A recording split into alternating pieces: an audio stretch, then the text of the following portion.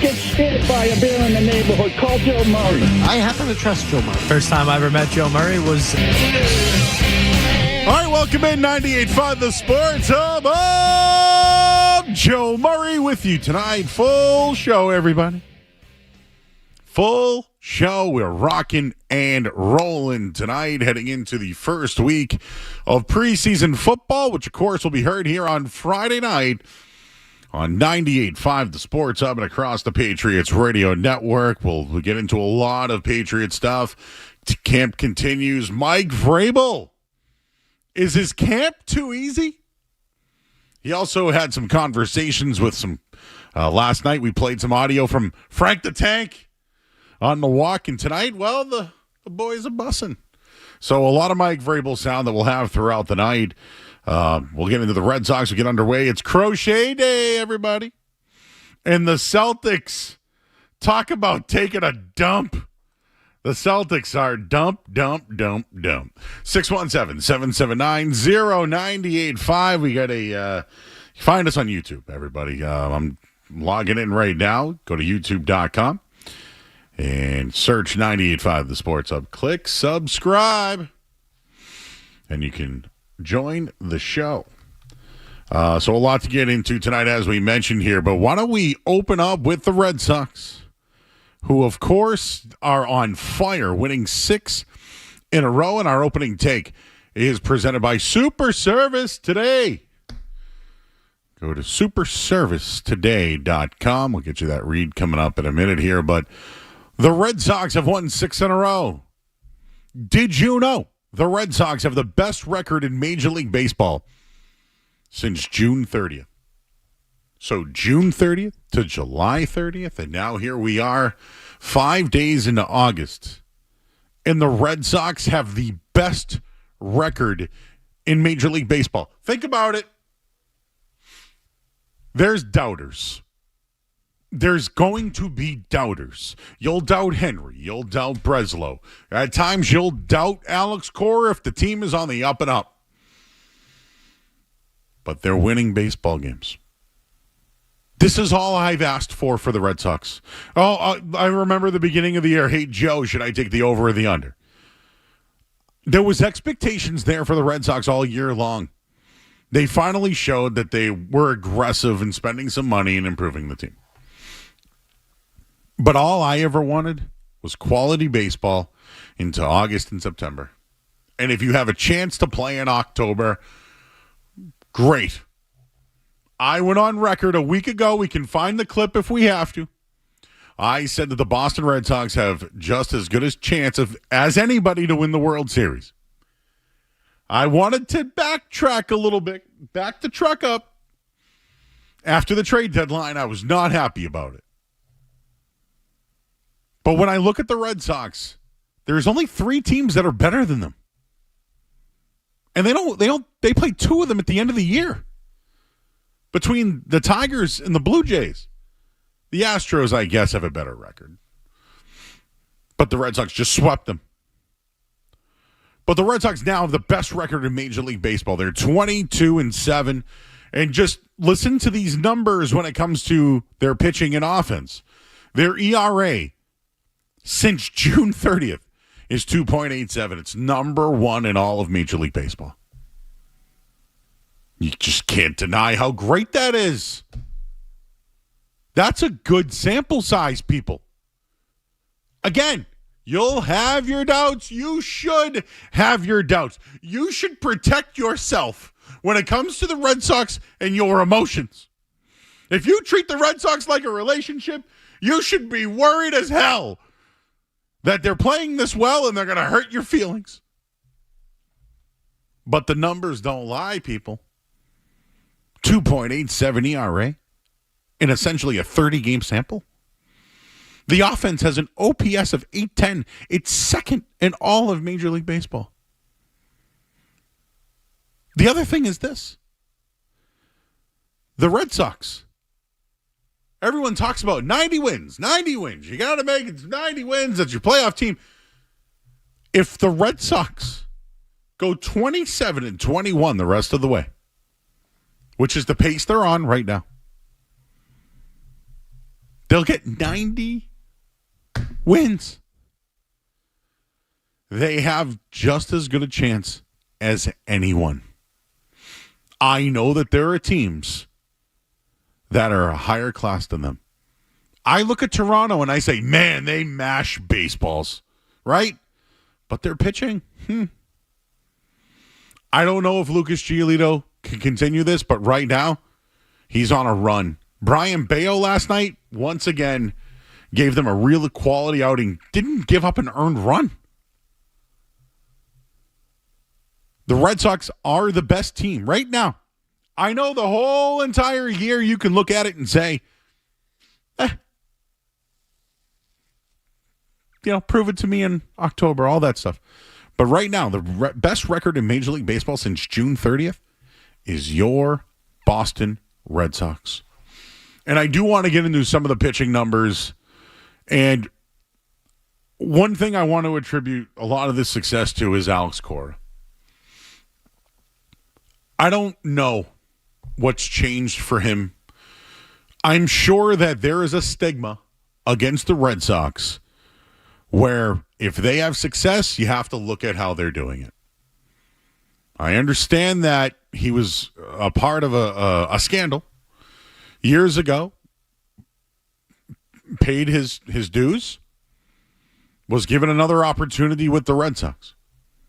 But there's been 5 instances this year where somebody on the opposing team looks at the Red Sox and says, something isn't right. It happened recently against the Astros of all people. All people. But it's consistent. It happened against the Angels, right? Remember Tyler Anderson, a little dust up there? Remember Bassett earlier in the year for the Blue Jays? It's happened. It won't be the first. It won't be the 5th. It won't be the last. There are people out there that don't believe in what the Red Sox are doing right now. It's kind of easy, though. When you have an ace pitcher like Garrett Crochet, who on the first pitch threw a strike, everybody, I wish we could bet that one, which you can.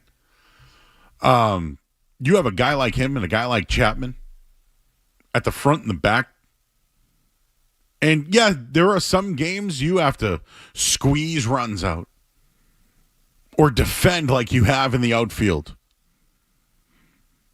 A lot of the Red Sox warts, which they still have, but when it comes to defense, strikeouts, late inning situations, playing at home, this team's completely different. This team is different than the past, everybody. You can still have your doubts. You can still have it.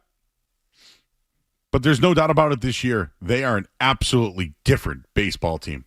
And I'm starting to believe. And I know it's easy to say, what are they doing?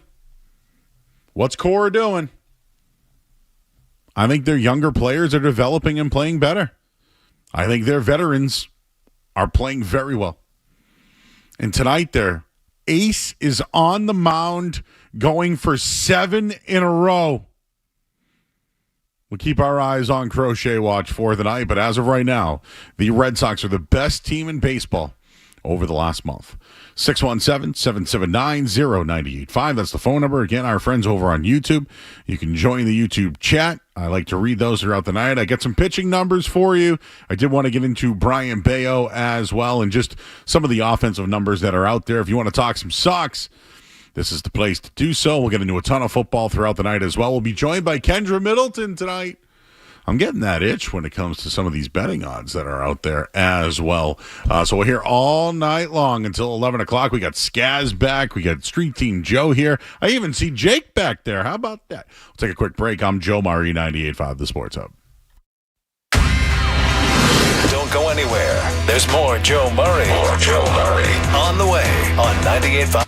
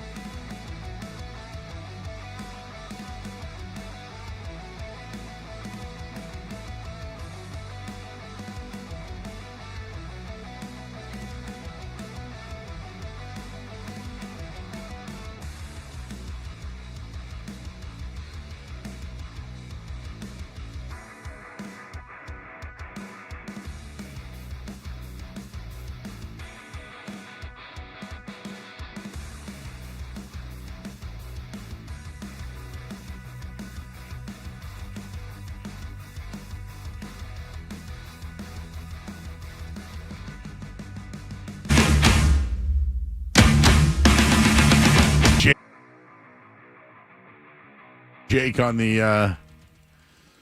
what was it, the Zolak and Bertrand show. Thank you. I almost called it the Beatles show. The Beatles show.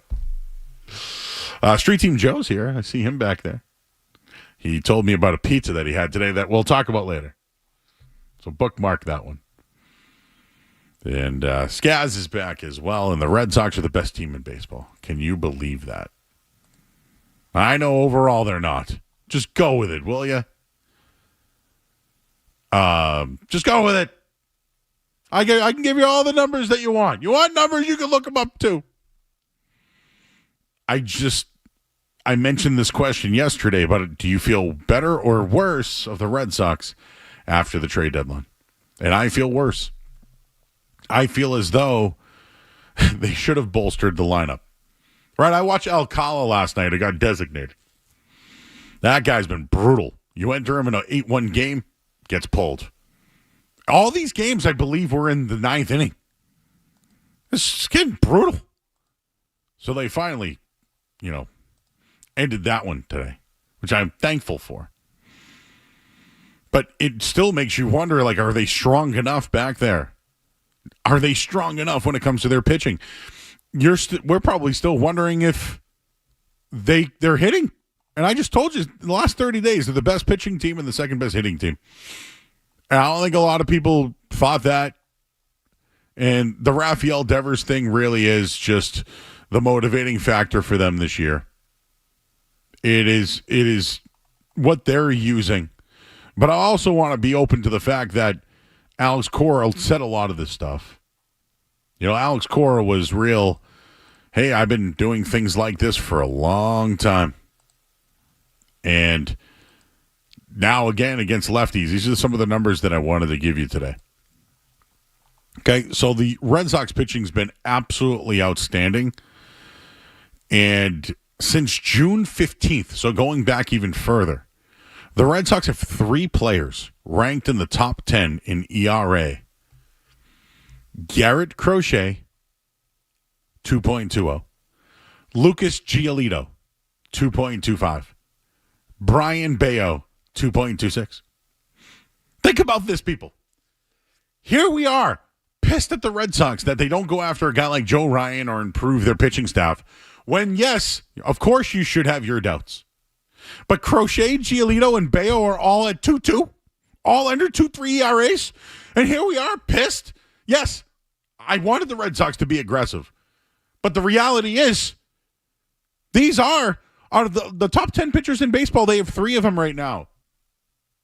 Why couldn't, I don't know how long this will go for, I don't. But let's just say they stay hot. Why not these 3 in the playoffs? By the way, the other pitchers on that list, Nick Pivetta is on that list. Just wanted to throw that one out there because he was here before. But just, that's incredible numbers. And Brian Bayo, there's a difference between him versus lefties this year than last year. But lefties are hitting 190 in that span. Prior to that, they were hitting almost 300. He's changed. He's improving. His changeup is different. His approach is different. He's going longer into games, and hell, he's doing it during day games. We called this man the vampire. But his cutter has been different, right? Absolutely different. They're now hitting 167 when it comes to his cutter. So pitching has been outstanding. I think Bayo has shown true improvement. I think Giolito's on a hot one right now. The other night I did see his velocity maybe down to around 92. But Brian Bayo has been an improvement, no doubt about it. And I don't know if he's a top of the rotation guy. I still have my doubts, and you should too. But with the way he is pitching right now, he does just enough for them to win games. I wanted to just give you some other numbers. I keep talking about the pitching and having 3 guys in the top 10. It's impressive. And again, this is why I'm disappointed that I do somewhat wish that they went after at least top of the rotation kind of guy. Maybe they feel like they've always had their guy. Let's see what happens. Of course, we all have our doubts. But the other guy we had our doubts about was Jarren Duran. They've been hitting him everywhere, right? They move him out of the leadoff spot. They bat him third. He starts hitting the ball. The other night they had him at like 6. So Jarren Duran has been on fire. Since the start of July, he's batting .298. He's 37th in the league. Not bad, right? His OBP is 21st in the league. His slugging percentage is .660, 7th in Major League Baseball. WAR, OPS, 8th, 9th, whatever. Before that, though, before the start of July, I don't know what was going on with this guy. He was batting .253. His WAR was 81st. His OPS was 103rd. His slugging was .96. He's 7th now. His OBP was .313, which was the 109th and 9th out of those 157 qualifiers. Jarren Duran has been a huge improvement for the team this year. He has taken a leap, huge leap. We're seeing progression, everybody. The Red Sox are showing progression. And I could give you numbers going back to that Yankee series when they were 10.5 games back. Now they're ahead of the Yankees. It's wild.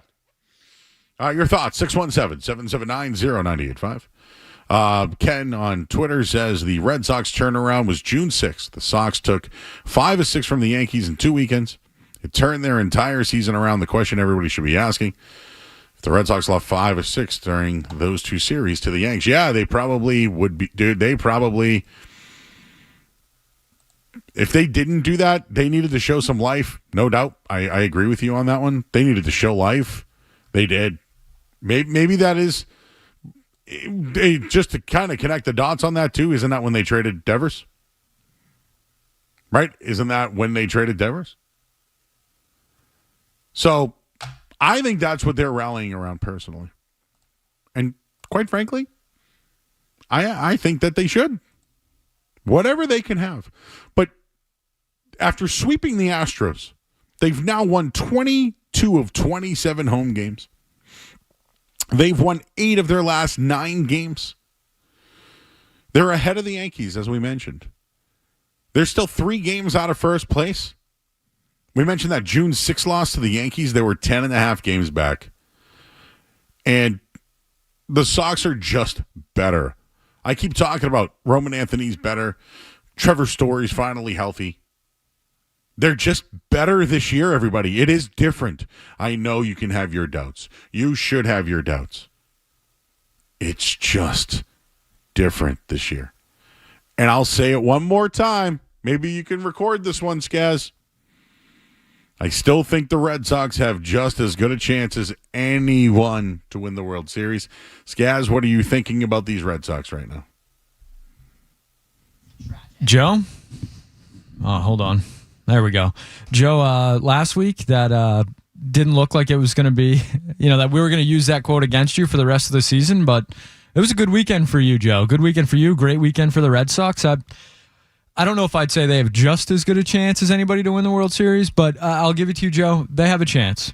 They have a chance. They are a better baseball team than I thought they were. Trevor Story is better at baseball than I thought he was. So, yeah, things are coming up Red Sox right now. You hope Roman Anthony's back in the lineup tomorrow night. It seemed like Cora hinted that he may pinch hit at some point tonight, but they'd like to avoid that if they can. So, Brian Bayo and Crochet keep giving you good starts. This team is in a really good place. I still wish they did more at the deadline. I still think the Devers return is awful, but I'm almost in the camp now where if they keep playing like this, it should frustrate you more that they didn't do enough at the deadline. That was my question that was my opening take last night, was that. So I am frustrated. But damn. You ever play Madden season mode, Skaz? It's been a while, but yeah, of course, back in the day, yeah. You play like a young kid, and all of a sudden you just take this jump. Everybody on the Red Sox, when they're winning, is progressing. I don't think these guys. I don't know what I don't think the numbers guys plan this, by the way. But they're all coming through the system pretty fast now, and when they come up, for the most part, Roman Anthony, you can say what you want, but Campbell had some success. Meyer, who again had an injection in his hand, cortisone, is still trying to come back, but Bob Nightingale says he's done for the year. When they bring guys up from the minors, they're almost better than some of the guys that are here. But we're now starting to see the progression. But the Jarren Duran progression this is something different. I wonder if it's because he has moved out of the leadoff spot at times. But man, it's great watching a team progress, and the Red Sox are certainly doing it. 617-779-0985. Yesterday, just so people know, Trevor Story was named AL Player of the Week. And the Trevor Story propaganda is what's being sent to me at the moment. In 29 games versus the Twins, Orioles, White Sox, Braves, Nationals, and Rockies, he has 10 home runs and 31 RBIs. But the 81 games against everybody else, he has 8 RBIs and 8 home runs and 38 RBIs. So I agree with that. But isn't beating up on bad teams good? Isn't winning at home good? Having your top three pitchers in the top 10 is good. Being the second best hitting team by average and OPS over a month span is good. So I won't be fooled, but I will say this. I think Trevor Story has a big impact on this roster. And when he was named AL Player of the Week, the team rallied around him. They rallied around him. It was good to see. There's a lot of camaraderie on this team. It's just something you didn't see here at the beginning of the season. You're starting to see leadership now. Like, I'm questioning it because I know Bregman's showing it. But are we now starting to see it? Like, is Jarren Duran becoming some sort of team?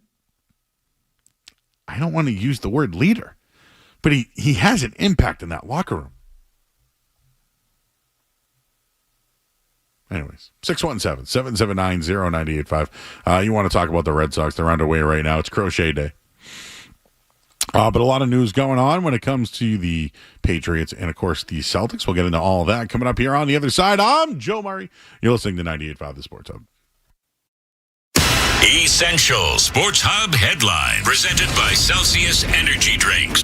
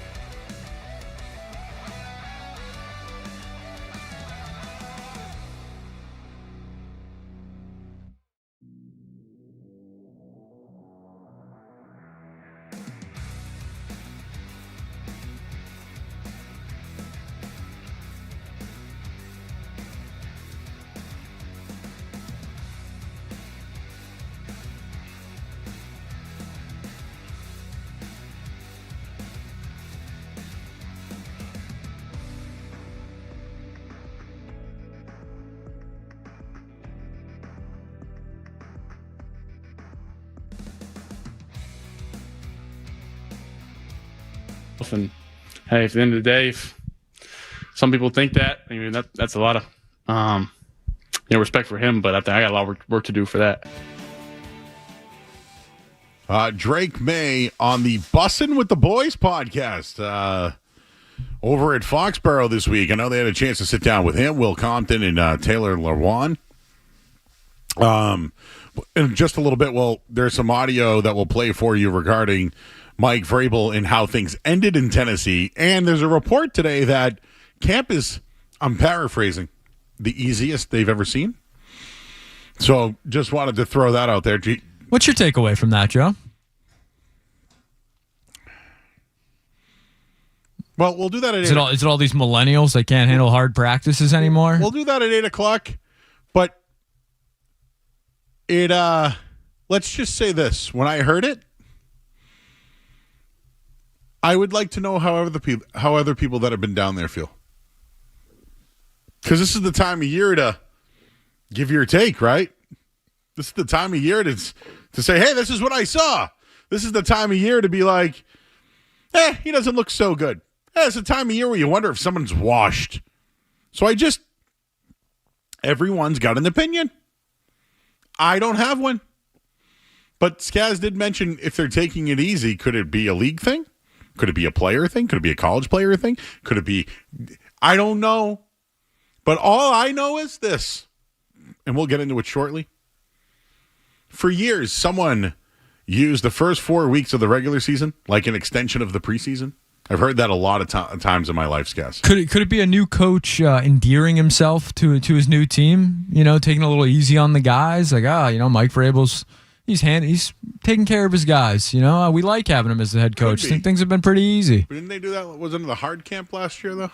Just asking the questions. I just want you to know that last year I was told it was a hard camp. So now I'm being told it's an easy camp. Joe, I just push the buttons and ask the questions. I just want you to know that this is what we are told. So, again, I'm going to go down there one day.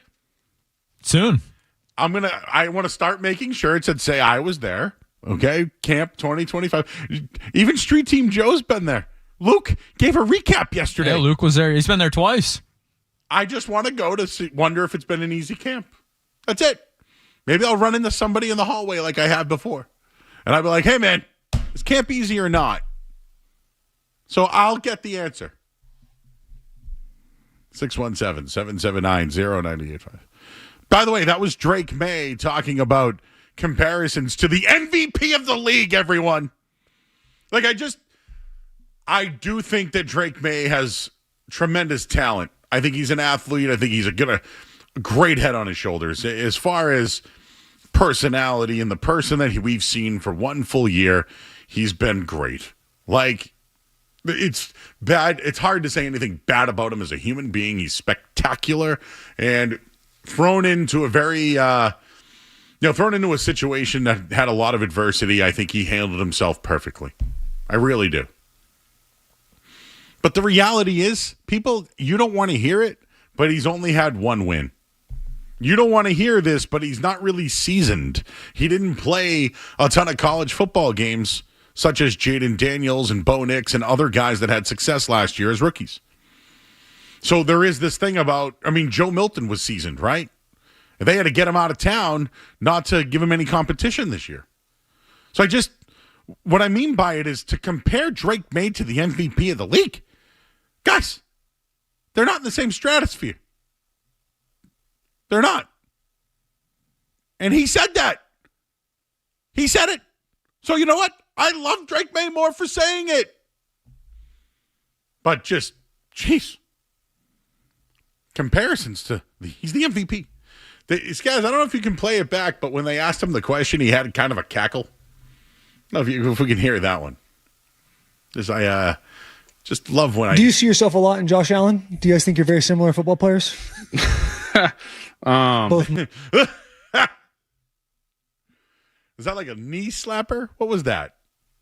I think that's the question's on its way, and you're kind of just like, all right, I'll answer this. I know how this will be spun, though, Joe. Drake May, well, let's see if I can do it.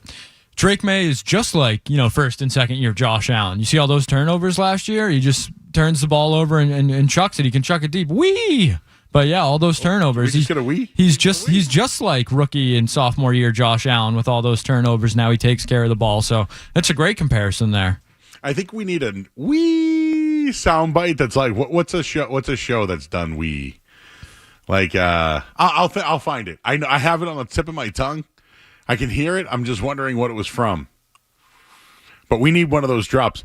But yes, Kendra with a great one. The pig in the insurance commercial who's out the window. That's what I was thinking. The pig. Yeah, there it is. Kendra will be coming up shortly here on 98.5 The Sports Hub. Stay tuned for that. Joint practices on Friday. Are they going to let the guys hit the other teams? Are they going to be able to use their helmets? Oh, and I have this one, Skaz. I have 5 guys that I think could get cut. I can do it now or I can do it later. What do you think? Only 5? I got 5 guys that are on watch. Joey's Bubbles. You can cut this one if you want, Joe. Street Team Joe for this one. Well, I'm going to give you Joey's Bubbles. People that are on the bubble list. Starting with Kyle Duggar. I'm curious about him. I thought he was slow last year. Maybe he was injured. I don't think he can play free safety, but I think the safety position has also been very, very, very important when it comes to Mike Vrabel and his defenses. But he's on my bubble watch. I added this one today. Antonio Gibson.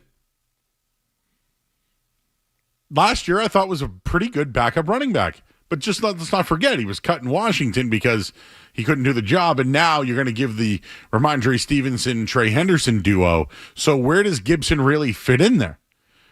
And today you signed Jermichael Hasty again. So does that mean you want to have your third back be the somewhat of a pass catching back? Gibson can do it. I'm just putting him on the bubble. Joey's Bubbles. Kendrick Bourne's on the list only for a couple of reasons. Number one, it's getting crowded in there. But number two, money. The best thing he has going for him is A, his health, because he's back out there. And B, he knows the system. Here's another one I put on Joey's Bubbles. Jelani Tavai. I think he is just a real poor man's trying to use an outside linebacker that, he makes plays, but he's like a try-hard. He's a try-hard. He also made some comments that pissed everybody off last year. And finally, on Joey's Bubbles, Cole Strange. The former first-round pick coming off an injury. Left guard, center, left out. Joey's Bubbles. What do you got, Skaz? No, you're not buying the Cole Strange hype that he's playing multiple positions? He's playing multiple positions to try to save his ass. Hopefully his bubble doesn't pop. Anyways, those are my 5. I feel like they're all good names, right? I mean, is there even a competition going on down there? What I read today, is there even a competition at camp? Is there? I'm asking. Are they even competing? Or is it just the field goal kickers who are perfect? Nobody's missed. That's my guy. That's my guy, Joe. But, where is the I'm not there. I'm not a journalist. I'm not a reporter. But what I'm hearing from journalists and reporters, or some, is there's no competition and it's easy. Is that true? Because I am wondering, the competition, where is it? Maybe we'll find out this week in some joint practices and then a preseason game. 617-779-0985. Mike Vrabel was on the Bussing with the Boys podcast. What happened on his departure in Tennessee? Let's play that coming up next. I'm Joe Murray, 98.5 The Sports Hub. More Joe Murray coming up on the Sports Hub.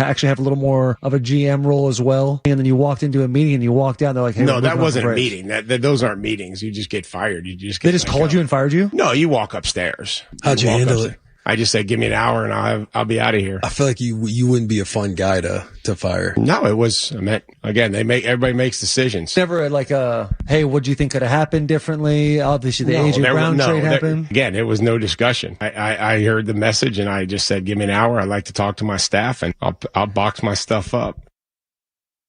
They were 7-10. And then 2023 was not good. They went 6-11 and they regressed. And he got fired, and as you just heard right there, they basically said to him, you're fired. And he said, all right, give me a little bit of time. Let me talk to my staff. And he was out the door. Took a year off. I believe he was the tight ends coach in Cleveland last year. And now the new head coach of the New England Patriots, which I still wonder why they didn't do it a year ago. And I'm sure if I really look into it, it's about the money. They had to pay Bill. They had to pay the buyout if they didn't sign Mayo. And it just wouldn't have worked out. And instead, it was a horrible move that set the franchise back. But maybe Mike Vrabel's the guy to put him forward. But I should mention one of the things that was discussed today about camp and that the team and being easy is that Mike Vrabel has struggled out of the gate as the head coach in his career. And if you want to just go back to the first couple of games, I mentioned 2023, they went 6-11. They lost the opening game that year. They weren't ready to go. And that's kind of been the MO. Same thing, 2022, although they went 7-10, they lost the first game of the year to the Giants. Right? If you go back to 2021, they went 12-5. Guess what? They lost the opening game. So I'm just going to go by the actual 17-game seasons. I can get into the other two if you'd like. But Mike Vrabel struggles in week one. It's very similar to maybe the Bengals, right? They always struggle. They're never ready to go. And here we are today hearing that the Patriots don't have a lot of competition at practice, and it's one of the easiest camps so far, which I want to get into a little bit more coming up here. But Mike Vrabel was literally, we don't want you anymore in Houston. And that's the guy that everybody now is raving about. That's the guy where everyone's saying, Vrabel's here. He's going to fix this thing. Like, I could sit here all day and tell you about Drake May. He's only won one game, and I don't know what he can do.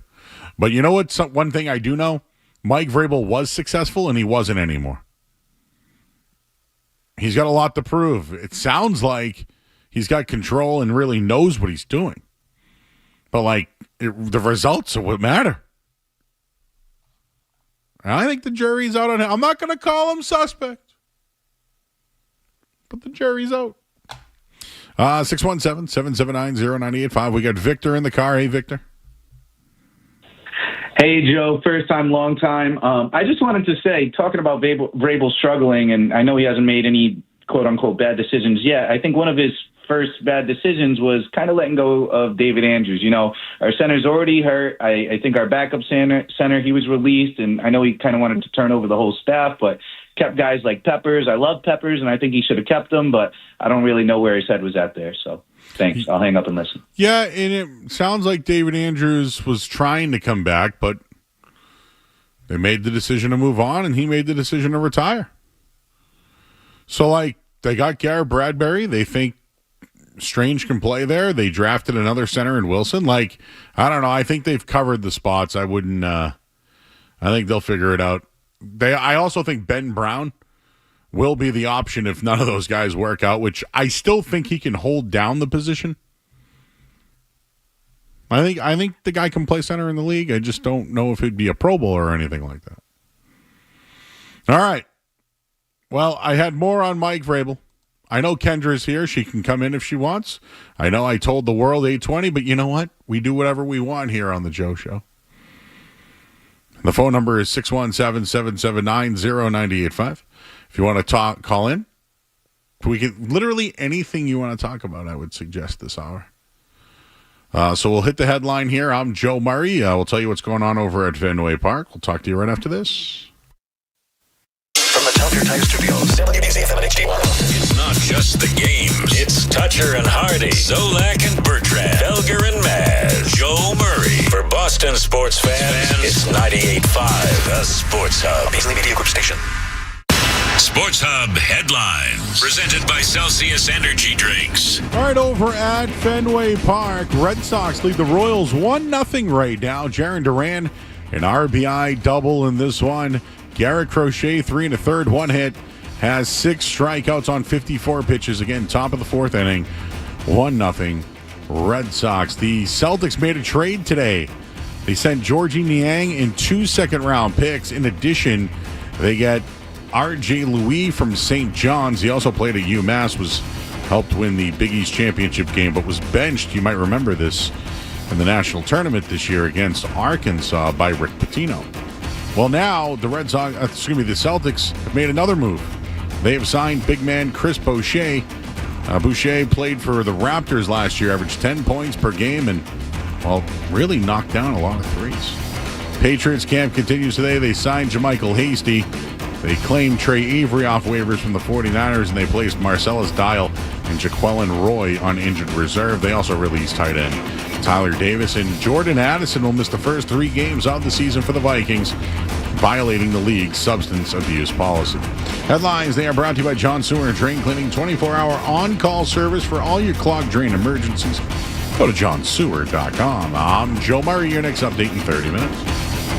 Start your day. Ooh, that's a good one. Work through your day. What's that thing we do at the end of the show? And end your day. I'm not giving you an opinion. I don't know. Right here. 98.5. The Sports Hub. Felt like it was important to make sure that all those systems and the programs and everybody around the players was sound, right? There was a structure there, that the support systems was sound and cleaned up. And then we focused on the players, because the players aren't around in February. Everybody's gone. So it's like operations and video and equipment and training and player engagement, all these things that were set up that I wanted the players when they came back, that they liked what they saw. They believed in the program that we were building. And then now we're focused on the football. I think it's the only way it could ever be done. It was my only request the first time I came in. It will be my only request the last time I come in. And just so you know, we didn't even have to communicate this. It just happens. It's just you walk in and here we are. Kendra Middleton, everybody, you can check her out Saturday mornings, 8 o'clock. I know you've been hanging around doing another show after. So, of course, Kendra, part of the Over Under show, which I think they called us the Bankroll Bunch. I don't even know if I was included in that, by the way. I don't know. I don't know either. We're still friends. We're all here. We're a bunch. We can even still be the boys. I don't care. We can be whatever you want us to be. Yeah, exactly. Here on 98.5, the Sports Hub. You can call in 617-779-0985. Kendra, I wanted to have you in studio to talk to you about a lot of things. But I do want to start with one thing. Okay. We've been talking about it tonight. There are reports that the Patriots training camp has been extremely, I'm trying to paraphrase correctly here, but has camp been easy? Is it an easy camp? And, well, Greg Bedard of the Boston Sports Journal was on with Felger and Maz today and wrote an article about it. The hope that Mike Vrabel knows what he's doing with a relatively easy Patriots training camp. So, it's a report. I'm not down there. How do I feel about an easy training camp? Knowing the history of Mike Vrabel opening weeks, has lost 3 in a row. They're somehow 3.5, 3-point favorites opening week versus the Raiders. And I got some Geno Smith notes from today as well. But I just ask you, I don't know what you're hearing. I don't know if you've been down there. But are you hearing, or what are your thoughts when you hear a relatively easy Patriots training camp? I tune into this station, I would say, pretty much every hour that we're on, open to close, except for 2 or 3 here or there, and then I tune into local Jacksonville radio. One thing, growing up a Jaguars fan and having Mike Vrabel's team kick our ass my entire childhood, is that he's a hardo. I don't know why people are upset or whatever about this. He's a hardo. He always has been. If he wants to be soft, he's been around long enough, and that's the reputation that he has, is that he's a hardo. He's a tough guy. He's a tough love guy. If that's what people want to talk about from this, whatever. The other thing is, and I know we say it year in and year out, every single season, it feels like either players start to get more and more injured early, or there's more injuries this year than there was last year. You can't get through a tough season, and yes, their schedule is easy in comparison to other people, but you can't get through a season if you're not healthy. Being available is the best thing that you can do. And after they've suffered some injuries already early in this year, they've got guys coming back from injury, whatever, I think you have to prioritize health. And to be honest, let me ask you this. You're an employee. We're all employees. Do you want to work and perform for someone you like and who treats you better, or, is quote unquote softer with you than someone who doesn't? So I wonder if that's Mike Vrabel coming in with potentially a reputation known as a hardo.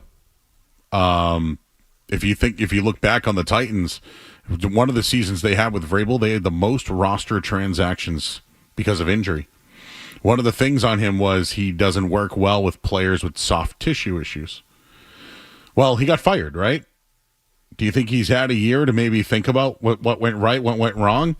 Maybe be coming back to New England, he looks at it the way that Belichick used to handle things, was use the regular season as a form of the preseason. So for me, it's hard to say or give an opinion if it's been easy or not, because don't they value joint practices? So the report comes out today.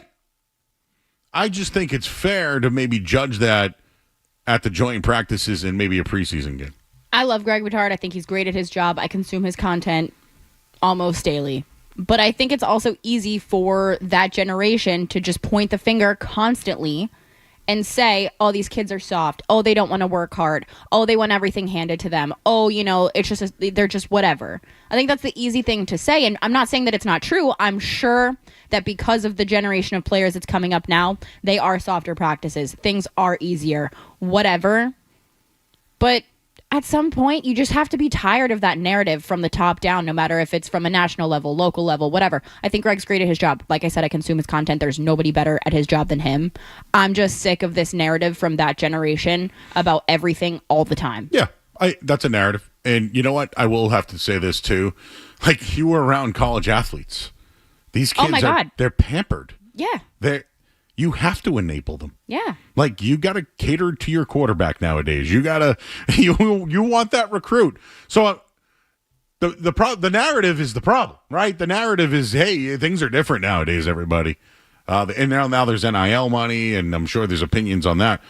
But I don't know. I kind of respect the approach. If it's true, again, the whole thing is this, Kendra, when people are down there, tell us what you see. Exactly. I have no issue with him saying so it. saying it is, yeah, that's an opinion. Yeah. We could ask Street Team Joe. He's been down there, right? We could ask people. I'll value all your opinions. I'll use them all. It's just that, to me, I don't know if I can give the opinion of it being an easy camp yet. I would like to know what happens at joint practices and the preseason game, but at the same time, maybe Vrabel had some issues in the past, and I don't know. People change, right? People try different approaches because they didn't work the first time. I went to a couple of practices last year. I didn't go this year. Wish that I did. But I'm working during the day. But here's the thing, is that I've said this until I'm blue in the face, and I get that it's one of these things that this generation loves to talk about, or any generation that's just older. I'm not saying that it's Greg, but everybody that's older at this station, I think, is guilty of it. I'm guilty of, kind of maybe enabling my generation, whatever. But once again, the conversation of this generation is softer drives me nuts, because who raised this generation? You. And the whole point, once again, I've said this before, of procreating is for it to be easier for your offspring. That's the whole point. Nobody has kids. We're getting deep right now. Nobody has kids and I'm like, yeah, they should have it harder than me. That's my whole point of having a kid, is because I want them to have it harder than me. No, dude, no. Well, I think when it comes to Mike Vrabel, I think where I want to go with it is maybe he has learned, maybe he valued what Bill Belichick did, and you kind of said this too. Like, maybe he is trying to get on the good side of the players. Like, People hey, you know what? play This for is great. you. I want to play for this guy. Look at the way he treats us in practice, and hey, we're not doing these things. Which, I do think though, I don't love the Josh McDaniels hire. I just don't. I stand by it. But I do want to at least admit that there's things that Josh McDaniels brings to the table. It's understanding an offense and having everybody on the same page and collaboration, right, if you want to use that, but being mentally ready. Like if you don't need to practice at full speed or with pads, but you're mentally ready, that's all you need. And I think he can bring that. Maybe he can do that with the defense. Maybe he realizes these are smart players, that they don't have to do the certain things. And, it's still not all his team yet. Like, he's still working on guys and getting to know them. And maybe this is the approach to try to, at least bond or try to at least, grow with the team at the same time. That's kind of what I was just about to say, is that maybe it's not even that he's changed or whatever. It's just that he's been around the game long enough to be able to read a locker room and get to know these guys in the short period that he has, to know that they don't respond to the Tom Brady militarized type of system. Maybe he's just reading the room because he's been around long enough. There you go.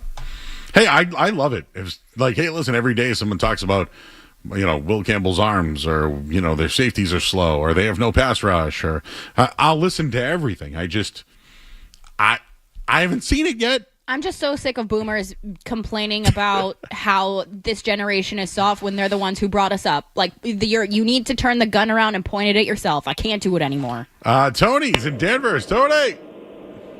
Hey, good evening to you both. I'll say a quick story and it'll tie into the subject. So my now fiance, she said, hey, my friend wants to get tickets for her boyfriend to a Pats game. What should you do? This is while Vrabel was in Tennessee. They said, you should do the Pats versus the Titans. They have Derrick Henry.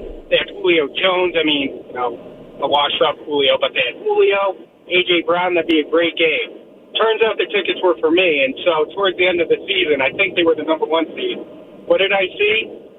All of them injured, and it was Ryan Tannehill and Deonta Foreman. Yep. And granted, Deonta Foreman tore us up, but it just goes to show, we don't need the number 1 seed. We don't need to go 16-1, 15-2. What we need is to be healthy in the postseason. That way, the next season, we'll figure out what worked, what didn't, and we'll improve. So I just wanted to say that. Thank you, guys. All right. The best ability is availability.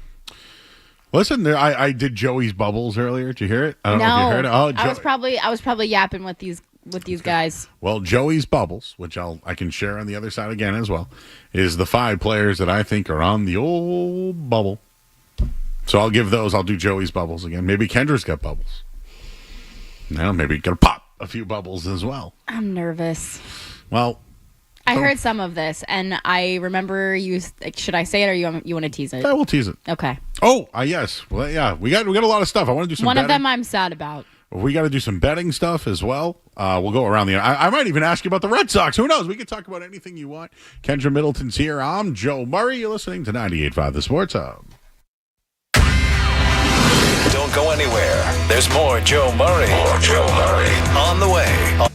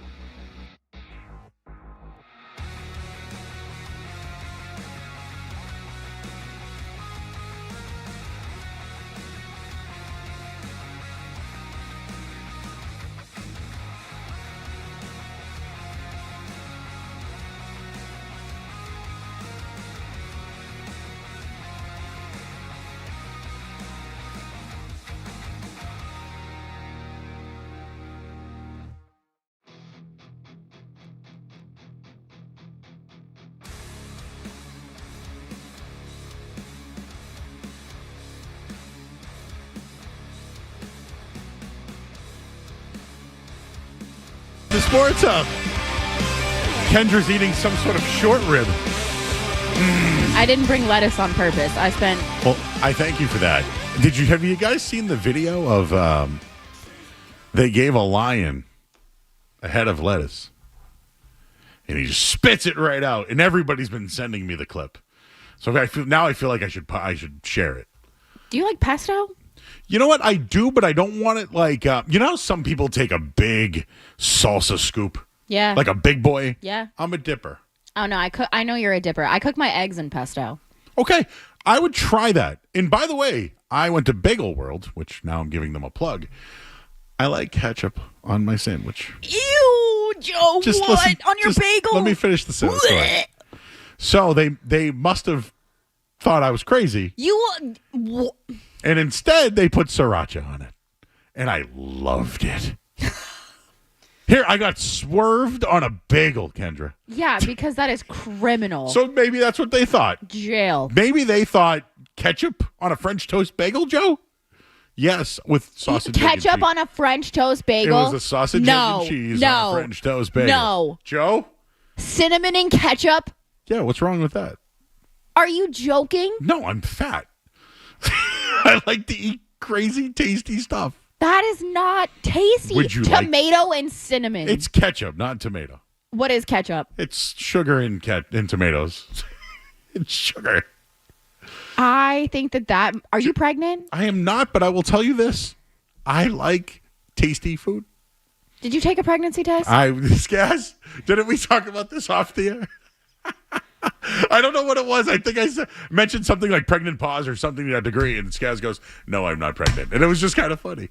Skaz, do you eat ketchup on eggs? Ketchup on eggs? Would you eat? No. Okay, ketchup on eggs is one thing. I personally don't do it, but ketchup on a cinnamon bagel. No, out on that. All right, fine.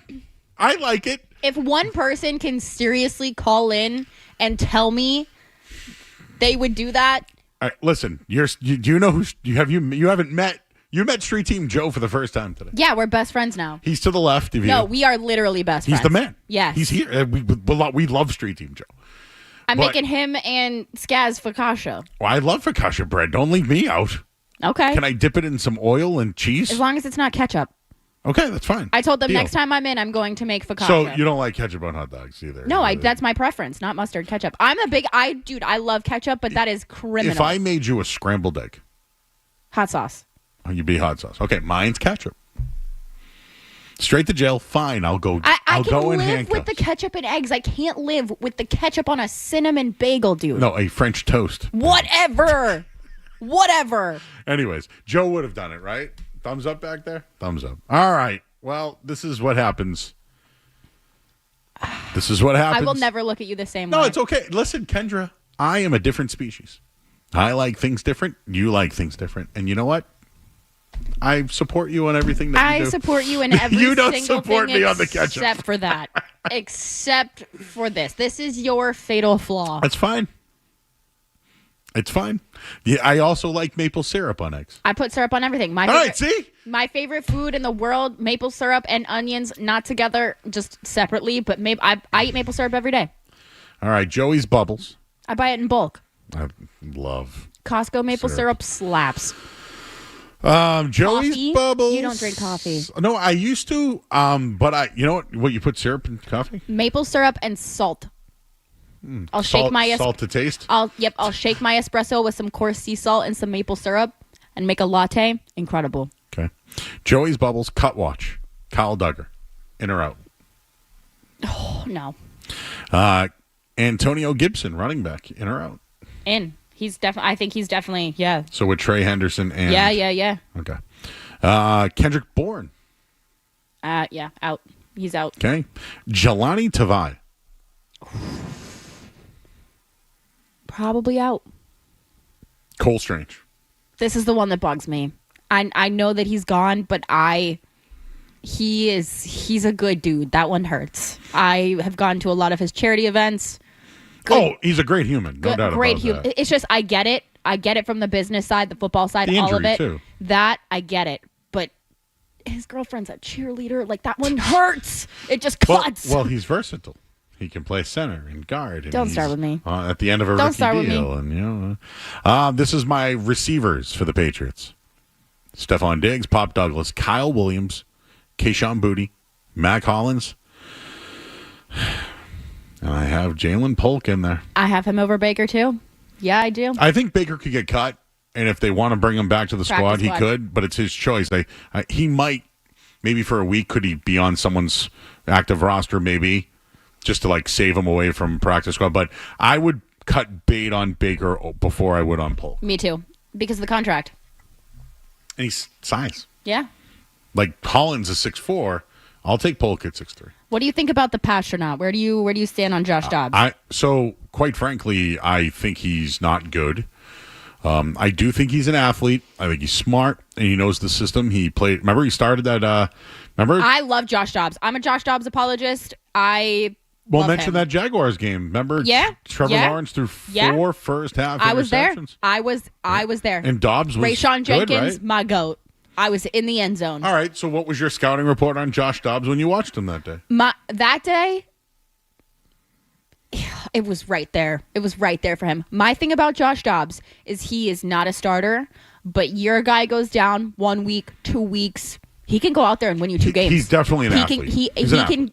He's brilliant. He can learn a playbook so fast. You can sign him off the street and he can go out there and work his ass off and win you a game or 2. That's the thing about Josh Dobbs. He's not a starter. You can't rely on him like that. Once there's no pressure on him for something like that, if he's in there to fill a role short term, that's your dude. Mm-hmm. That's your guy. My other issue is that I don't know if he's really competition for Drake May. Joe Milton would have been. No. I don't believe that. Oh, see, I do, because he would have played, and you know how, Kendra, in this town in particular, everybody loves the backup quarterback. Look at Zoe now. Scott Zoe. Zoe was the backup quarterback for years. Everybody loved. Brian Hoyer, people loved, right? Matt Castle. I get it. So I'm just saying that, the Joe Milton won a game thing, it would go hard in this town. Happy. Bailey's happy, my guy. I get it. Still better than Mac Jones. The gap is not big.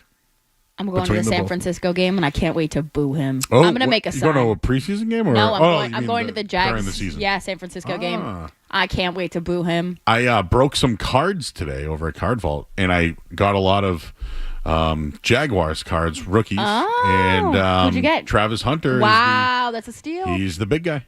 I'm going to make a sign that says Mac Jones wasn't even good enough for his hometown.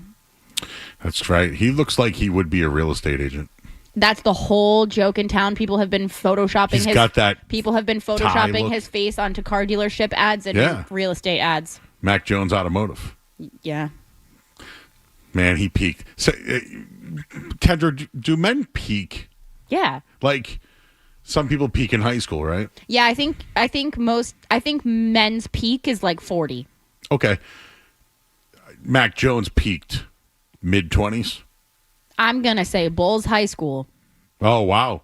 Well, I mean, he did help Alabama win a championship. So, I just hate him. I hate him. I hate him so much. I viscerally hate him. And here's the thing. I know someone's going to be like, you don't hate on people that are, doing worse than you. That's fine. He's a young millionaire. Got a hot girlfriend, played in the NFL, whatever. I don't have the demons that kid does. I still hate him viscerally. I think I've told you. He beat the crap out of every team that I liked in high school. I was homeschooled, so I had to cheer for where my friends went to school. I went to Auburn. He went to Alabama. I came here. He got drafted here. My internship was in San Francisco. Now he's out there. He is my arch nemesis. Yeah. I hate him. It's funny. I played ball against Rich Hill, and he's still in the league. And I look at him as a 45-year-old man who is playing baseball, got caught, but still I'm friends with his niece. At least he picked up a baseball. Yeah, she's a sweet girl. And I just like look him. at it and I'm like, dude's still going, man. Yeah. That's why I always wanted to be a left-handed thrower. He's kind of goated. Anybody who can play any sport past 35, I'm like, you're kind of him. We talk about this often, but we wonder if the new athlete is someone past their 40s. Brady's done it, LeBron's doing it. Could Curry do it? I don't know. Yeah. But that's what I mean. Is that the new greatness? Is 40 the new 25? John Cena's turning 50 soon. Oh, John Cena's my guy. But he had his match. Oh, I think I have a crush on John Cena. I love John Cena. He's so handsome and nice. It's not often that you meet celebrities that are nice. That's true. Never want to meet your heroes. No, except for I've said this time and time again. I have hated all of my heroes that I've met, except for David Ortiz. He rules. Mm-hmm. Everybody's asking me on Twitter if I'm pregnant. I just have. You deserve that one. I just have a big belly. I know you have some over-unders. Mm-hmm. We have calls. Mm-hmm. Do you want to give an over-under out before a call? I think how about this 8.5 Patriots over or under? I've had the under since the minute it came out. The second I saw it at 7.5, I went under. I think they'll be an improved team. I think Mike Vrabel's great for building blocks. There's going to be some games they win that we didn't expect. There's going to be games we expected them to win that they lose.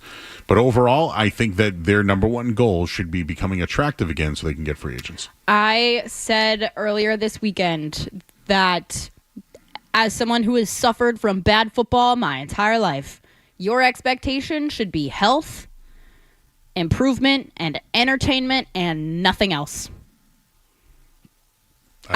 I have a dagger. Actually, you know what? I'm going to stab everyone, and then we can take some calls. How do we feel about that? I have more to give out later, but I'm going to stab everyone, and then we can move on for a few minutes. Go ahead. I have Jacoby Myers plus 1,300 for the first touchdown in the Raiders-Patriots game, Week 1. Should we? I mean, do you ring a bell still, or how do you? I don't. No, you don't. Okay. No PP in this house. No. There's no PPs. No PP. No. I just no boys. No PP. I'm out. That's fine. I'm out on the PP. I got excited. You said. Do you want to ring the bell, Skaz? Skaz, you can ring the bell.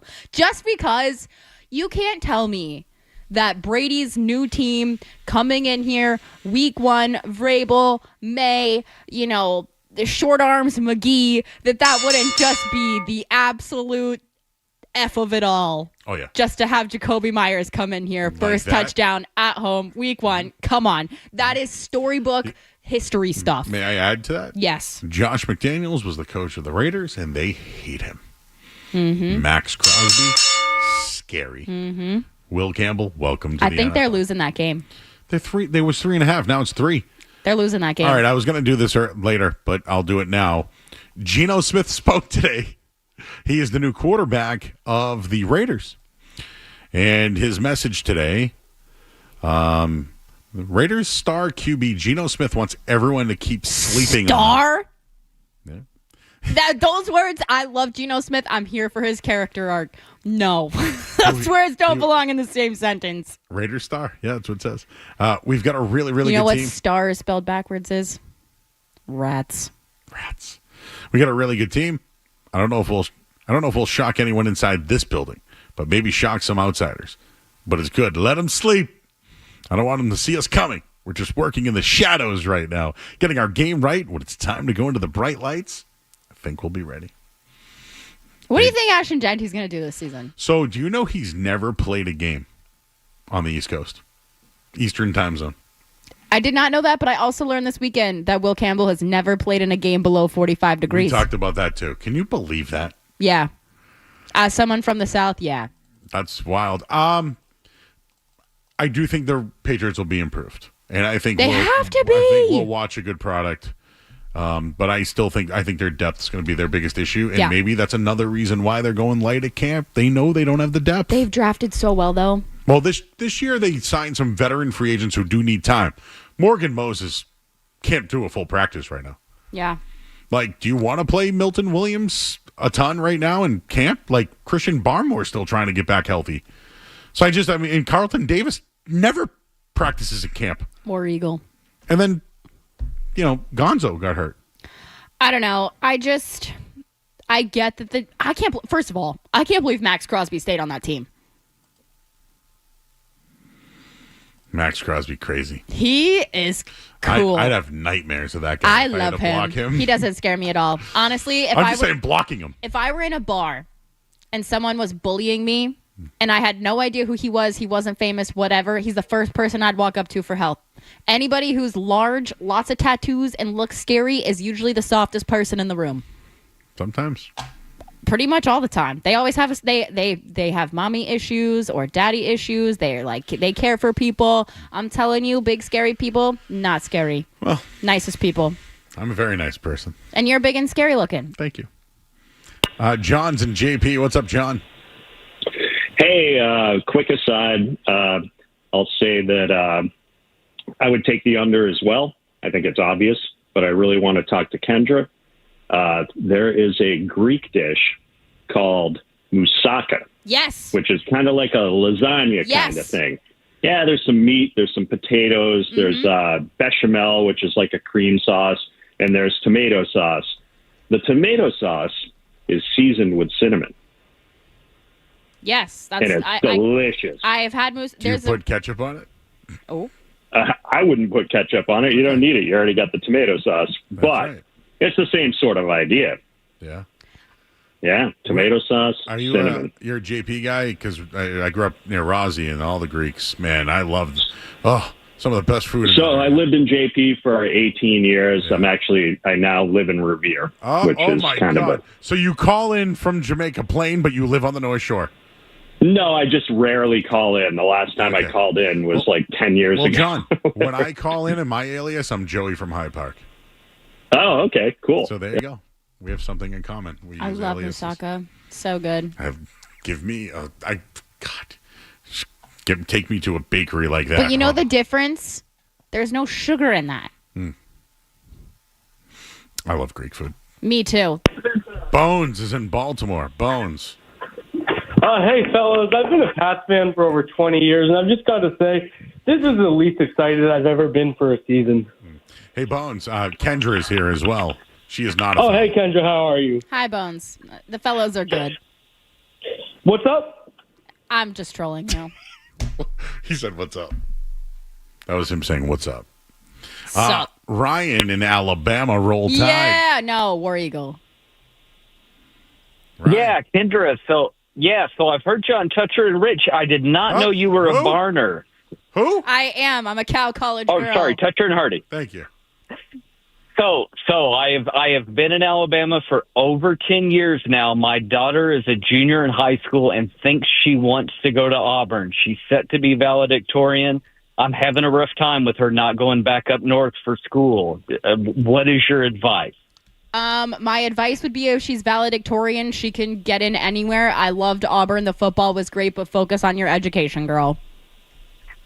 And the football's not even that great now, if I understand it. I never really watched college football until I moved down here. Auburn's supposed to be improved this year, right? I will say, Auburn's going to be better this year. I will say, I have been to almost every single SEC stadium. The only two game day atmospheres that are better than Auburn were LSU and Florida. Other than that, nothing holds a candle to it, even if the team is bad. If she really prioritizes sports, sure, Auburn's awesome. If she wants to go into like kinesiology or some sort of animal life science type of thing, that's the only reason I would go to Auburn. Other than that, prioritize your education, girl. Yeah, we toured Vanderbilt like a week ago, and she didn't like it that much, and I said I was glad because it's $92,000 a year. So yeah, it's all right with that one. Yeah, tell her to stay in state. Then yeah, maybe go to Auburn. Get some Tumors lemonade. I didn't say this, but mix it with vodka. No, I'm sure she will do that. So, Thanks, well, Ryan. congratulations. Appreciate you, bud. Hey. No. Oh. In the arms of the... What are the words to that? In the arms of Fly away. the angels. Fly away. Oh, okay. It reminds me of like one of those commercials where it's like, hey, everybody, save the dogs. Use that credit card. One of my girlfriends has been liking like videos about how sad she's going to be when her dog dies, and they keep popping up on my timeline. I just switched Jackson to senior food, and I can't do it. Do you know what I watch? Two things. I'm on the lizard videos right now. I watch people get their backs cracked that are in pain. You page is just the lizard. You know what's real quick? We're up against it, but I've been talking about how I'm a TikToker, but I'm not a talker. So I'm on TikTok, but I post content. You talk with your content. I really am sharing show content. Yeah. Sometimes I'll be like, I'm at a mall, look how sad it is. Or, hey, I'm going to eat a burrito bowl. So every once in a while I do that. But I'm not like a TikToker. Like, you know when you scroll and people I'm not one of those people. I'm out on TikTok. But I'll tell you, I am in. I love being solicited. of stuff that I like. So my algorithm is people's backs being cracked, dogs eating. I watch a turtle all day long. They call him the dinosaur. It's a tortoise. I like, they're like people that I now watch this living turtle. Would you ever get a box turtle? Sure. They're so cute. But my whole thing is now I'm like, I feel like I'm friends with the animals. Yeah. It's because you're a Pisces. Thank you. We love the animals. Oh, that's what it is. Yep. Did you get that one, Skaz? Whenever I think of something nowadays, you could just drop the line. It's because you're a Pisces. Dude, animals and Pisces. We kiss. Dude, I know you had sound on that one day, Skaz. Oh, I did. Yeah, I had a box turtle growing up as well. Oh! Yeah. Oh my God, dude. I want one. I'm between that, a frog, and a jumping spider right now. I don't know what I want next because I feel like I can't get another puppy because Jackson would hate it. Mine was like a neighborhood box turtle because I lived forever. Yeah. Like the first house I lived in was my dad's childhood house, and like when he was in like high school or someone got this little box turtle, and then 20, 30 years later, whatever it was, as a kid, I had this box turtle for like 10 years, and then I went away on vacation, or my dad, I should say, sent us away on vacation, and when I came back, he had given the box turtle to somebody else. No, I would run away. I wasn't that hard. I was pretty heartbroken. I'm sure I was devastated at the time, but did you know Sylvester Stallone still has the Cuff and Link from the movie, right? Yeah. 1970. One of my ducks died when I was a kid, and my parents didn't even tell me. They just pretended it didn't happen. Just disappeared. Yeah. How is Shrimp Biscuit doing? Shrimp Biscuit died, but my shrimp are great. Okay. They're great. I'm waiting for the young girls, not in a creepy way, to start reproducing. Okay. Monica Lashrimsky, that's my girl. Yeah, I appreciate that. Patrice O'Neill also has the best bit about this song ever. R.I.P. Patrice. But yeah, one of the funniest guys ever. I would recommend looking it up. He does a deep dive on the commercial, basically. I have really, really horrible, inappropriate names for my shrimp that I probably shouldn't mention on the air, but they're great. Do you prefer Arms of the Angel or Lips of the Angel by... The lips of an angel. Okay. Skaz says I can say my other shrimp name. Oh, okay. Monica Lashrimsky and OJ Shrimpson. All right. I love shrimp cocktail. I have jumbo right now, too. We'll go to the headline here. Kendra Middleton, I think she has a bet on the Patriots this year. You told me about regarding a player prop. I'm waiting for it to come out, but the minute it does, I also, I've got a couple. Okay. Oh, it's Hinder. That is the band.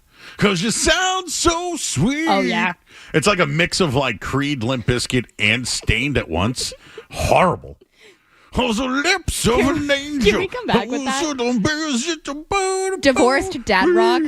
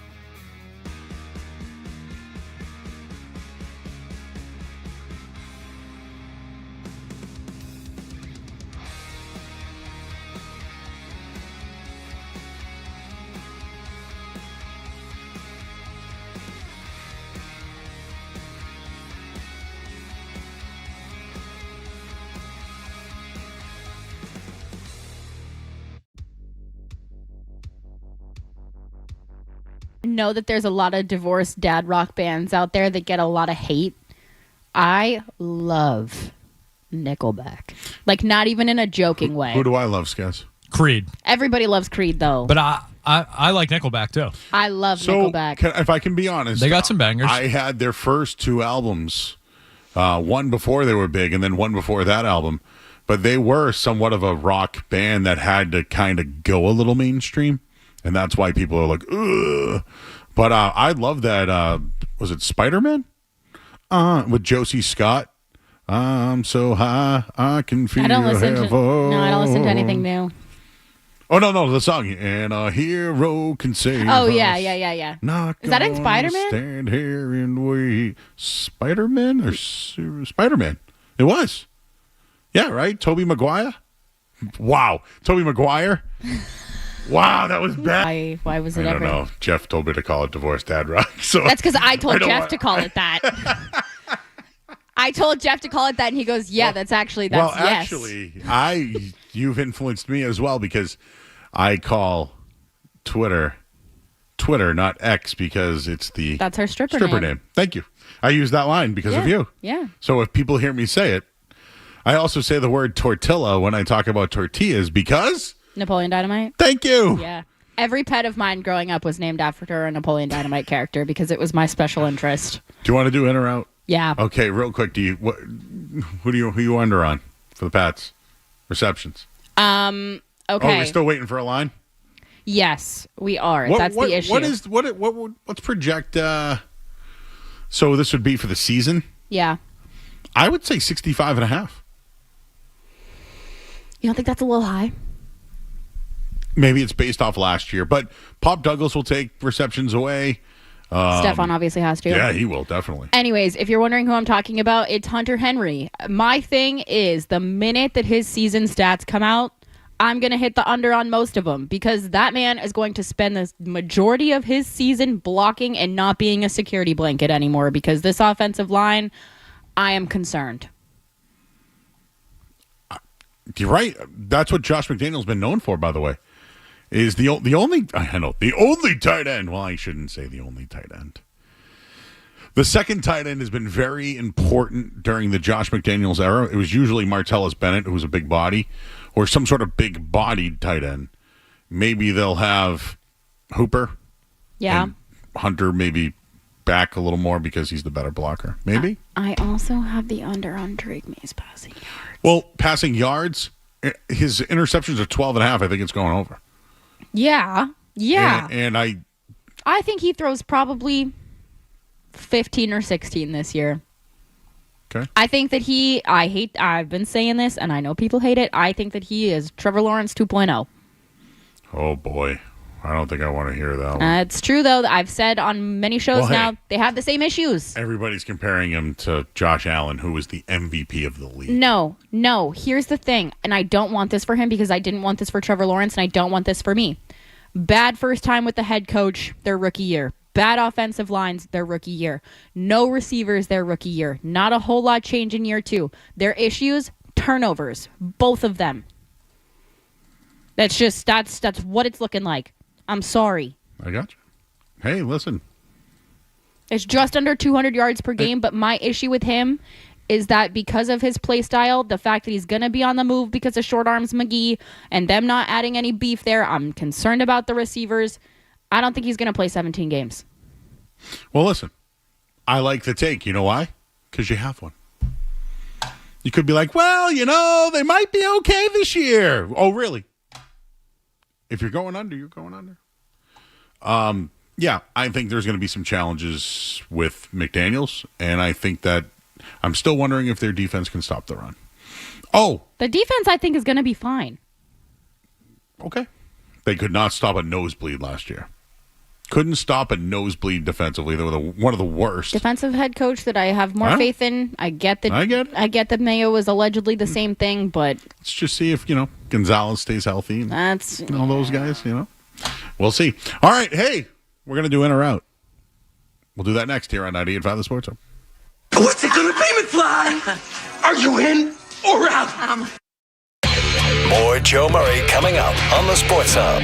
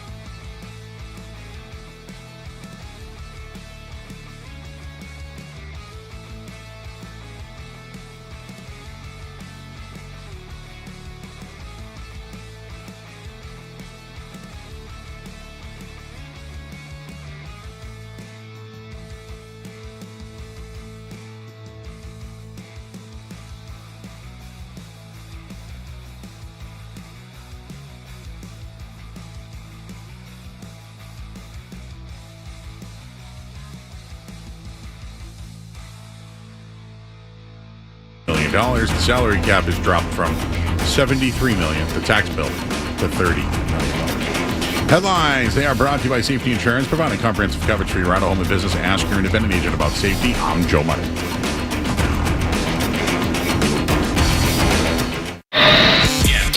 Get There's the potential there for big stuff. 98.5 The Sports Hub. Get the app. Are you in or out? Gotta know without a doubt. I'm the one you need for a dirty deed. I'm the best. Success is Sing the way that they do and doing Ozempic so they can eat more at fancy parties. Eerily similar. Yeah. Hunger Games. There's like a drug in like the movie where Just get the credit. But interesting. that was the beauty of college. Oh, it was a credit course. Yes. Pity point. I took a class called Germs for that, and it was actually really hard. I took a class called Drugs, People, and Problems, and it was outstanding. I swabbed one of the football players' Xbox controllers, and it came back with fecal matter on it. Oh, boy. Let's stop. This feels like, I feel like this is like that scene in Lethal Weapon when they compare, or Jaws even, when they look at their scars. You know, hey, look at this one, look at that one. I feel like that was that kind of bit right there. All right, we will head to the NHL for this next one. Next year's Stadium Series has been announced. It will be the Boston Bruins playing the Tampa Bay Lightning in Tampa. Are we in or out? Didn't we already know this? I didn't realize it was going to be in Tampa. No, I did know this. They announced it today, and it's February? Yes, February in Tampa, outdoors. Are we in or out? I am in because you know why? I know that everyone at home is going to be like, Florida shouldn't have hockey, ha ha ha. You know who's owned that ass in hockey the last decade? Florida. Give it to me. Are we getting too many Stadium Series?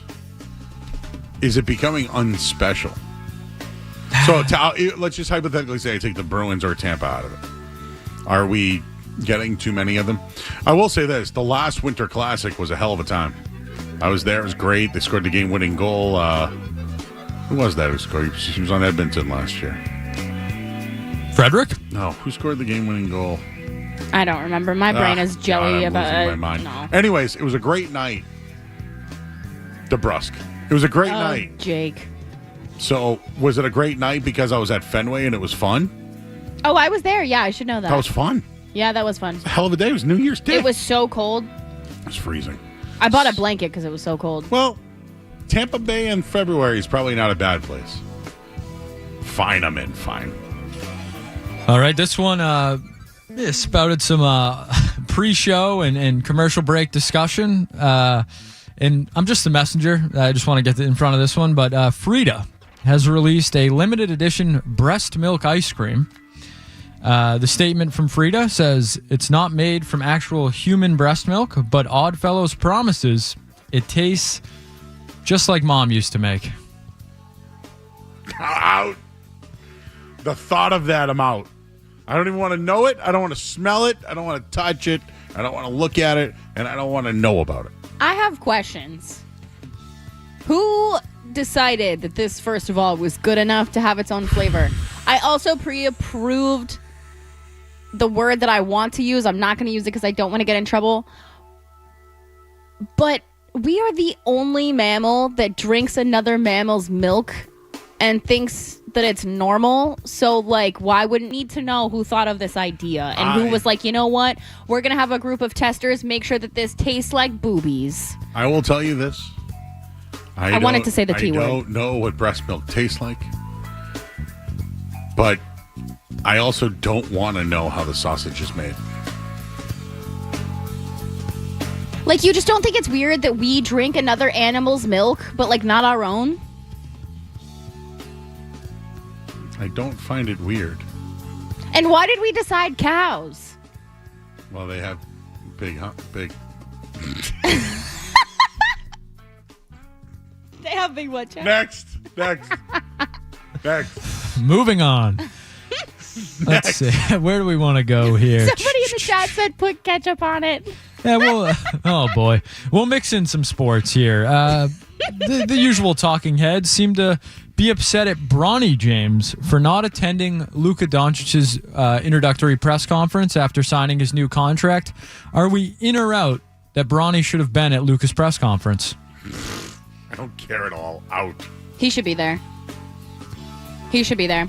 Oh, because he's part of the future with Luka. Well, I'm just saying he's on the team, and he's like, one of the. Okay. If Tatum signed a new contract, you don't think that like every bench player is showing up there? Why wasn't he there?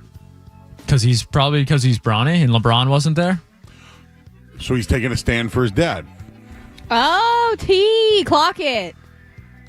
I don't hate that. I might change my mind. Because doesn't LeBron still not know? He's mad. No, he's mad that he's the future. Yeah. Because after, I don't know if you guys remember, there was like that whole thing where he was walking out with like the binders from a meeting with Luka. Yep. And LeBron was mad about it. But how can you be 40 and mad that you're not the future? Bro, you have no future. Go literally do anything else. But again, he loves his dad's milk. So he's going to be loyal to it. He's still attached to it. Yeah. Yeah. All right, we can head to Netflix for this next one. George Clooney is a spiraling movie star in Jay Kelly, with Laura Dern as his publicist and Adam Sandler as his manager. It streams December 5th on Netflix. Are we in or out on a new George Clooney, Adam Sandler, Laura Dern movie? Man. Who the hell is Laura Dern? She's from Jurassic Park. I don't know Laura Dern. She was also on, what's that show with the wives on HBO? Jurassic Park came out before I was born, dude. Laura Dern. You'd know her if I feel like she's you'd know her if you saw her. Oh, she's classy. Yeah. I'm trying to think of what she's been in more recently. She was on that show with Reese Witherspoon. Marriage Story with that Adam Driver movie she was in. I don't even know who that is. The McDonald's movie, The Founder, I believe she's in. Oh, boy. That's now my Laura Dern knowledge. I'm out. I don't know who any of limited. these people are. She was on a good show. Adam Sandler, George Clooney. I know Adam Sandler. Wait, George Clooney's the old hot guy, right? Very attractive man. Was it Big Little Lies? I'm trying to remember the show that she was on. Does Street Team Joe know who Laura Dern is? Damn it. She's on The White Lotus, too. I'm poor. Yeah. I don't have HBO. Big Little Lies, good show if you've never seen it. No, I don't do TV. You know this. That's why you don't know Laura Dern. Yeah, no, I don't do TV. Do you remember Jurassic or Park? movies. Do you remember Jurassic Park? No. I've seen the new one.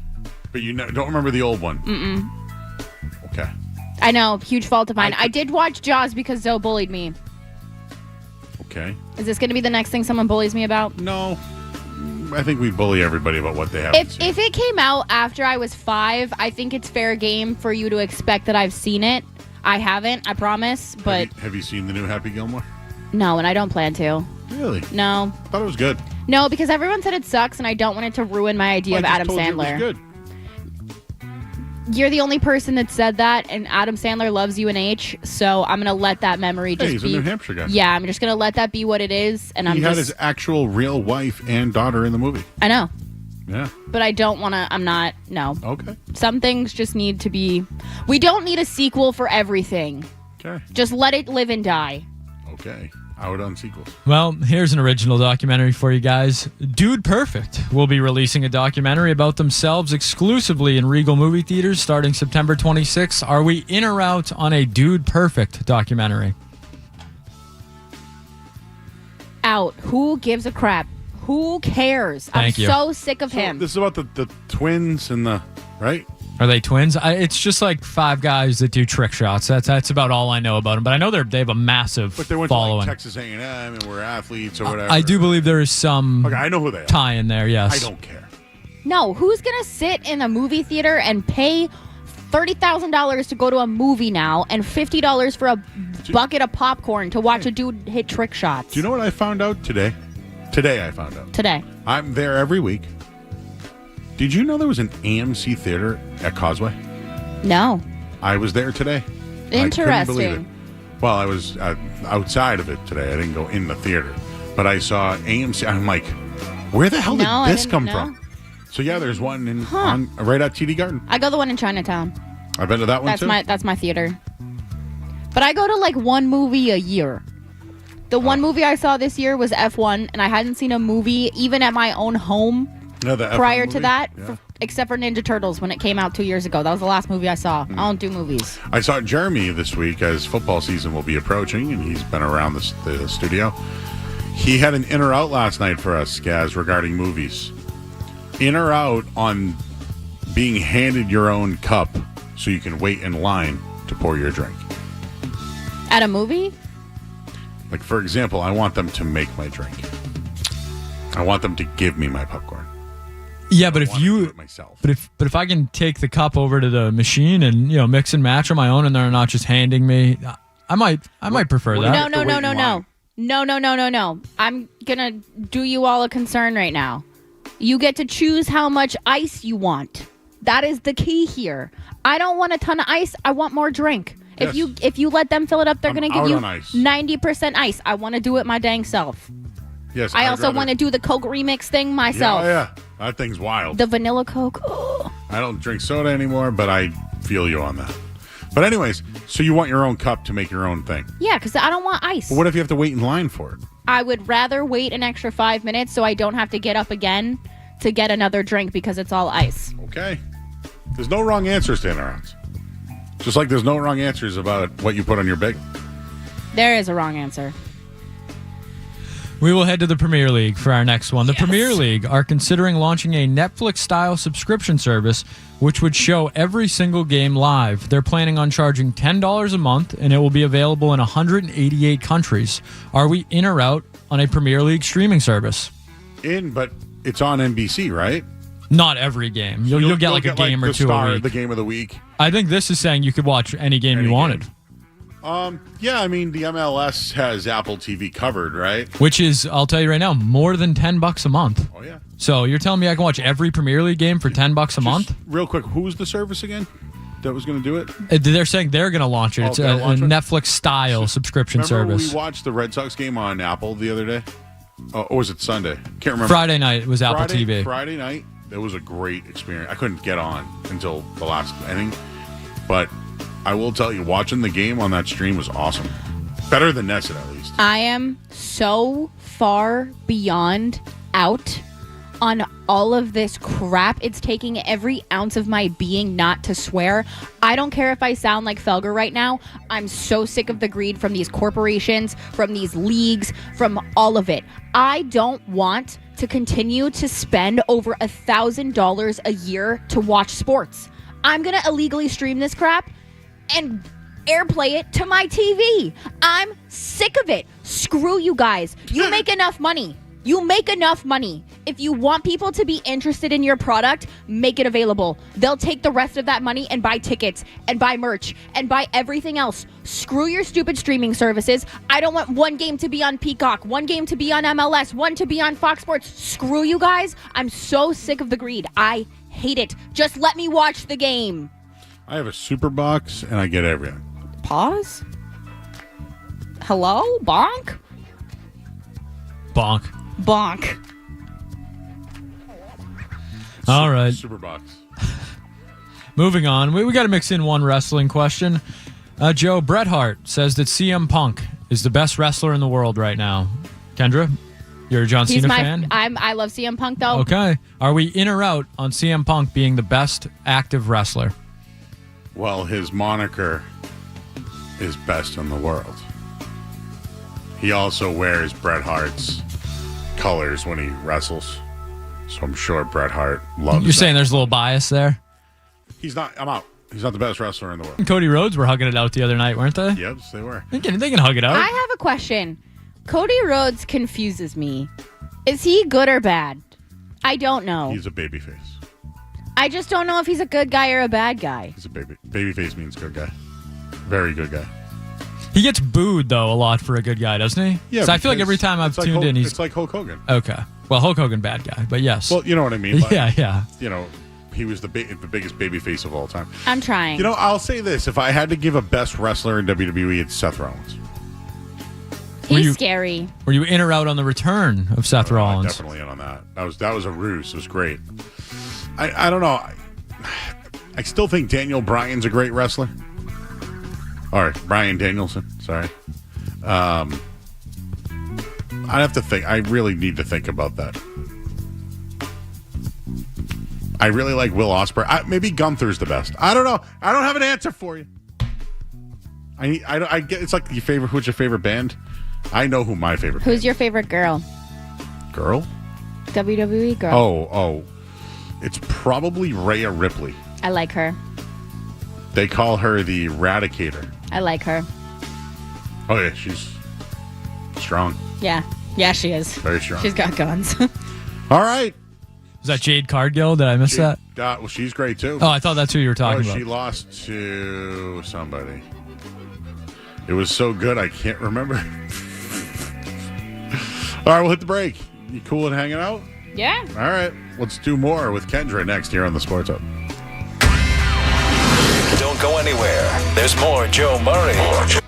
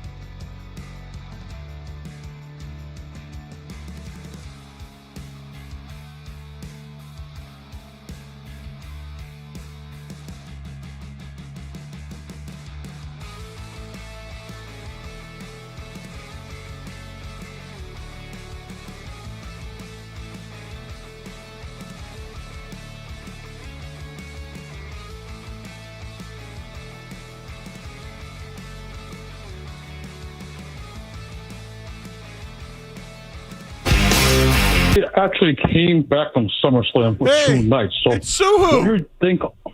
I feel like you don't call the show anymore, man. What's going on?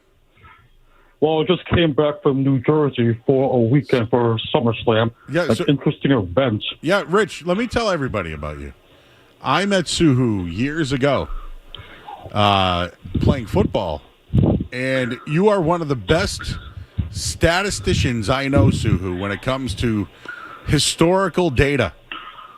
And I know now you're a wrestling fan, and you were in New Jersey over the weekend? That's right. Now, I heard parking sucks. I read through the articles on how to get to MetLife Stadium. Yeah, it's not the easiest place to get. It's hard to get out of there too if you're doing. Hey, real quick, Rich. What do you got for some Patriots numbers this year? Are you? You got any predictions for us? I'm still saying under 8.5. The offensive line still suspect. We don't know who the number 2 receiver is. Yeah. And our pass rush is still suspect. Suspect. All right, man. How you doing? Good? Yeah. All right, buddy. So we're big off that surprise. Patriots Super Bowl, and he would tell me immediately. That's awesome. Yes, I sometimes say, "Hey, man," and he'll just text me right back. Red Sox won tonight again, 7 in a row. Kendra, do you still have doubts? I feel like I can't. Like, I want to because I don't think that they did enough. But it's hard to when they're on a run like this, you know? I mean, I want to stick to my take. I want to stick to my guns, but maybe they just have it. What is it? What's it? What would you say it is with this team? Honestly, I think that they're fueled by spite and absolutely nothing else. And you know what? As a pretty spiteful person myself, I can't even be upset about it. Do you think it's spite from disrespect from ownership or disrespect from around the league? Everybody. People who, like Romy Gonzalez, Narvaez, these guys were cut from the Yankees, and here they are before Toro gets cut and comes up and has played well. Like, ownership, there are motivational factors. Ownership, management, the league, commentators, us, projections, everybody, dude. The Jaron Duran thing, I'm impressed with him because he's faced a lot of mental hurdles. I thought this year I could relate to him more than most players.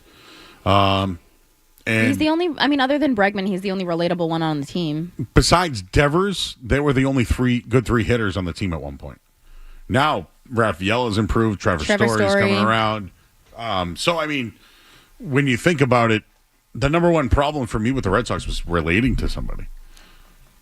Like, there's not a guy where I'm like, man, I love that guy. But Raphael, I really have come to just admire his game. See, I know that people hate Tristan Cassis, but I love Tristan Cassis. But he was relatable. But it's because he's weird. Yeah. I like that. He was relatable to some. Exactly. Yeah, I think I like that he's different. Wow. Just saw this 16-2 now in their last 18 games. Crazy. Fenway, though. Fenway used to be a home field advantage for them. It was a problem over the last couple of years. So they played 18 games. They've won 16 of them at home. Their last 18. That's insane. They are on one right now, everybody. Do you think it's going to fall apart, or you think that this is who they are? So I think they're an improved team. I do. I think that. And Roman Anthony didn't even play tonight. I know. So it's like Alex Cora flexed on it, and I gave him crap for it. He goes, in 2018, this is how we won. They got rid of Devers. He's kind of right. No, he knows how to mix and match very well. If there's one thing I know, he knows how to manage a lineup or manage matchups. He's very good at that. But I still think in the end, if they don't have pitching, they don't have enough hitting to make up for it. Yeah. That's why I think that they needed to do more, but at the same time, I think that it adds fuel to their fire that if they added anything significant outside of the few pieces that they did, that it would quote unquote mess up this chemistry. So they've had a 10-game winning streak and a 7-game winning streak in the matter of less than 30 days. Like, This doesn't happen often. Can't hate on him. Here's the They thing. are likable though. Like they don't have jerks on their team or anything like that. Well, as far as like is there anybody you look at and you say I hate that guy? Yes. Who? Okay, well, I'm sure Chapman has a history where you're like, all right, fine. Well, what do you have, personal bias? I mean, I have a love-hate for Jaron. Yeah. I think that he has, Which is relatable. I'm not one of Yeah. these people where it's like cancel culture, you can't do something wrong. And I talked about this with Jay Stu on Saturday. I think that his message is awesome about mental health, about men's mental health in particular. I'm glad he's speaking out about it. I'm glad he's talking about the struggle that he went through with everything and being canceled and yada yada.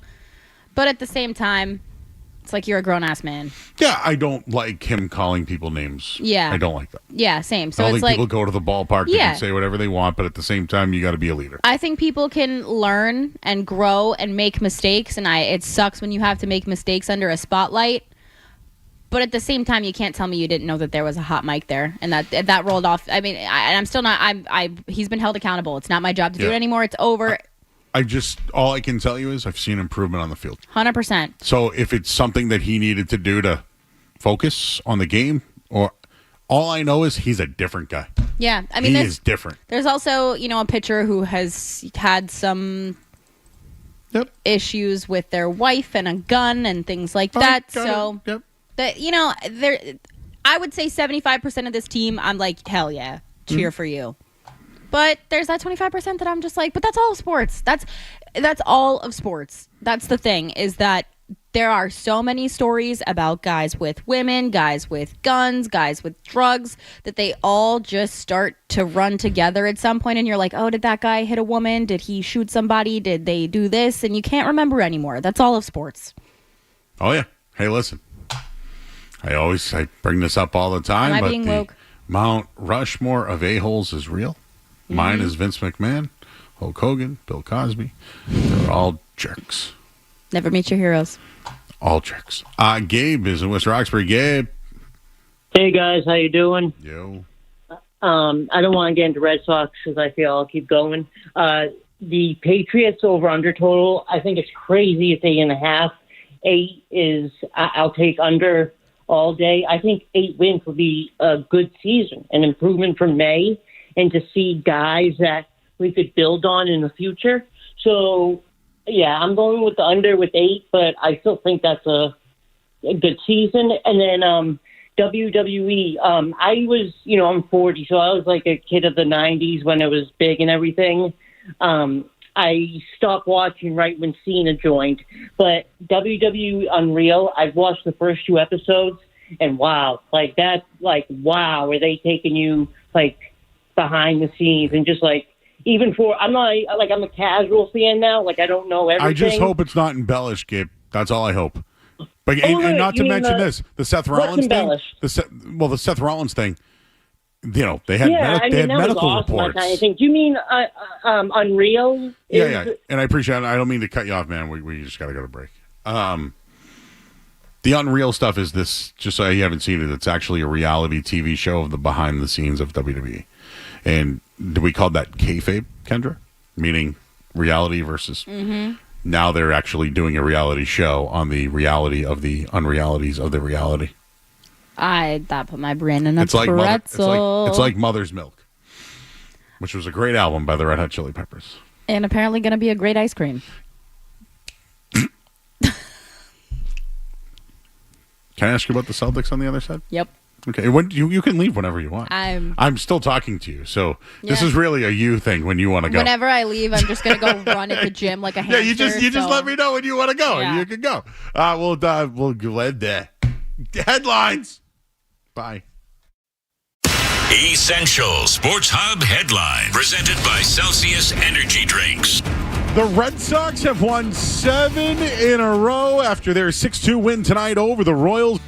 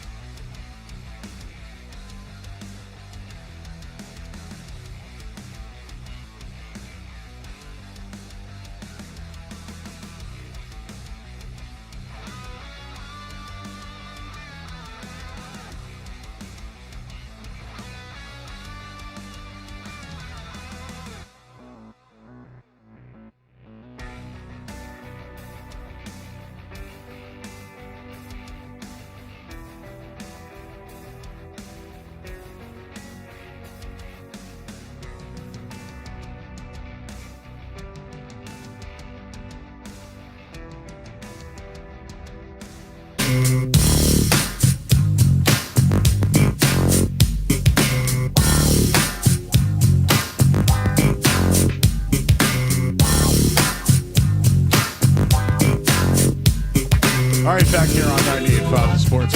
Kendra Middleton's here, everybody. I wanted to talk about the Celtics, but Sean is in Worcester and he wants to talk. Worcester. What's up, guys? I could care less about the over-under win total with the Patriots and all that stuff. But when November, December come, are they going to play meaningful football? That's all I ask. I wanted to play meaningful football because they got to play like something's on the line, like playoffs and stuff. That's all I care about. Do you really think this year, though, it's like you're desperate for them to go to the playoffs? Because I just want to watch exciting football with knowing that they're... That's what I mean. That's what I mean. Yeah. Well, I think they got the right coach for that. That's what, and thanks, Sean. That's one of the reasons why I doubt the Mike Vrabel stuff a little bit. Because I wonder if he's a guy that's a building block guy that gets them to a point, and then can he get them, past that, hit to the ceiling? I don't know if he can. What did I say to you earlier? Health, get better, entertainment. Health, improvement, entertainment. Those are the only things that you can hope for right now. Anything less than that is a failure. Anything above that is extra guacamole free of charge. Guacamole. Guacamole's green, right? Yeah, girl. Oh, by the way, you were in Worcester. Greater Good? I am going to be in Worcester. I know those guys. Great guys. Great guys. Good product. I have something to say. I think IPA beer might be the best hair conditioner in the world. I saw that. You My did a hair Stone Cold Steve Austin. has never been better than after I conditioned all that beer out of it. I'm not even kidding. Think about all the wheat and all the mother's milk in there and all the other stuff. Should I wash my hair with titty ice cream? I don't know. Only her would say that. But no, I saw that you were there, and I shout out those guys. They've sent me beer before. I have a couple in my fridge that I'm going to have for my fantasy football draft. But I like to, those are some local guys. Yeah, I love to support local. Exactly. I love local. So shout out to the Greater Good. The Celtics are green. They are saving a lot of green, so I have now done the research on the Kristaps Porzingis trade. Yes, this is where I was going to go with this. So realistically, right? The Celtics, and I'm not going to go back to the Marcus Smart. I'm not going to go that far. I know where you're going with this. I'm not going to go that far. You stole my thunder. Well, then you say it. They basically got RJ Lewis for Kristaps Porzingis.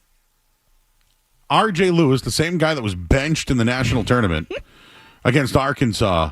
Remember when Rick Pitino got out-coached by John Calipari? Remember we highlighted that game, Skaz? By the way, listen, guys can be great college players and not transform to the NBA, right? Luka Garza was player of the year. He's back up for the Celtics. Or is he the starting center right now? Who the hell is the starting center of the Celtics right now? I have no clue. The thing is they're not done, but they dumped. They're done. Dump. I get that people are going to say that I'm not from here, blah, blah, blah, blah, blah. I still want entertainment. I still want a party. I still want a parade. I still want them to be good. I want things to talk about. I don't want to be one of these people who sits here and craps on the teams. I don't want that. That's not fun. Realistically, though, can we be honest about this trade? The Celtics had a $520 million tax payroll. It's now like $230. So really, it's just about the ownership not spending money. I think That's all it's about. I think it's about that, but in a weird reverse way. I think that they are going to make even more money off of it because a lot of Celtics fans, for obvious reasons, didn't like Niang. Character issues. Local guy had an issue. Character with issues. Jaylen Brown. All that stuff. Well, the guy they just signed, Boucher, bumped into Joe Mazzulla. And Mazzulla went at him. And now he's coming to the Celtics. Boucher. By the way, that Boucher's a nice story, Skaz. He's turned into a three-point shooter. He's now a big man that can... Listen, I don't love what the Celtics did this offseason. I think they gave up a legit championship They rolled over. Belly up. Yeah, and that pisses me off. It should. But again, there's going to be people, Brad will figure it out. But guys, RJ Lewis was undrafted. Yeah. The other guy that they have on their two-way contract, Norris, also went to St. John's. You were Big East player of the year, whatever it was. Now they're trading guys for undrafted. They traded a salary and gave away picks for an undrafted rookie. Think about that. That's insane. The Boston Celtics. Sorry, I didn't mean to scream. No, you should scream. If you have every right to do so. That is insane. And So- they're just going to continue to fuel the fire at this station about the 3-point conversation, and I'm sick of it. Well, you should know how we feel at night. There is nobody who's been more positive about the Celtics. Right now, I'm pissed. I hate what they've done. Yeah, okay, I get it. Don't sell me. So their tax was $540 million. It's now $239. I'm supposed to celebrate that? Wee. What was that? What was that again? What pig was that? Or was it the pig? Yeah, it was the pig. Yeah, It the was pig. And then she stops and she goes, okay. And he's like, thanks, Mrs. Whatever. And she's just like, Wee! I don't care if they're saving money. Give me the pig. I need it. Sorry. There it is. Sorry, I yelled It's over the so pig. good. Wait again. Oh, no. It's so good. I was trying to find the longer cut. Yeah, Let me I see need if the can longer find cut. it. Inject it into my veins. I was yelling. I don't care about you saving your money. Anyways, I was yelling. Stop saying. I don't want you saving money anymore. Don't flash how much money you've saved. I don't want to hear about you saving your money.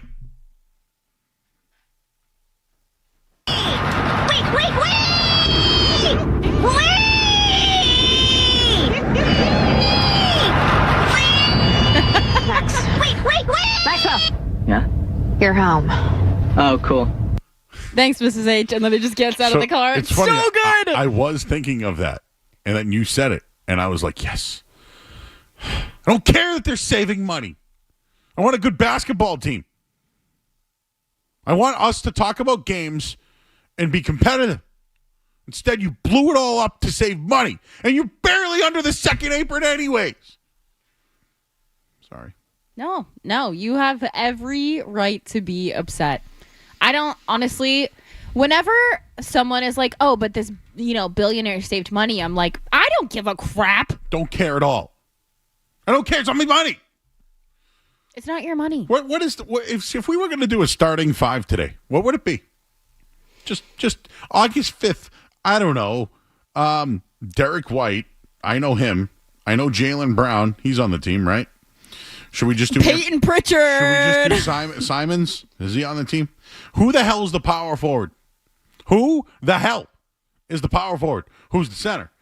Okay, should I just put Pritchard at point then, and then we're gonna go Simons, and then Carry the Hauser's one. the center? What the hell are they doing?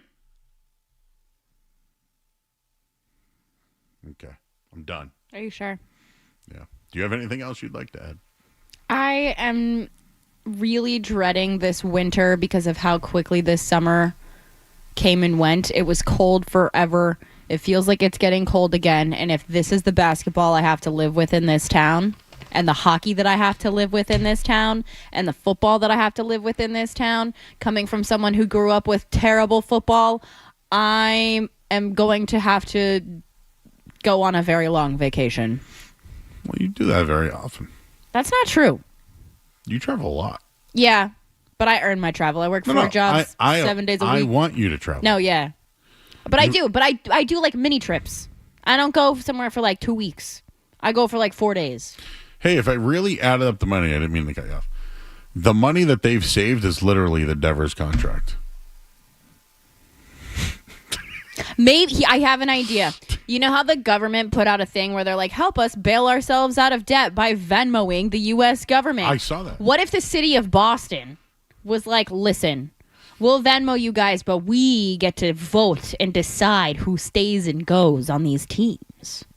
We want to know where our money is going. So instead of like a political system, we vote on the Joe Ryan would be a Boston Red Sox. Yeah. Well, you're more than welcome to hang out, but I can say goodbye to you. Are you kicking me out? I am not. I would never do that because you know what? You wash your hair with ice cream. Say it. Utter cream. Boo. You coward. All right, I guess I'll go run. Whatever you want to do. What do you guys got coming up? I don't know. You want to do some musings? I'll stay for the Yeah, musings, and then I'll leave. Let's bitch about something. Yeah. All right, we'll do that next here on the Sports Hub. More Joe Murray coming up on the Sports Hub.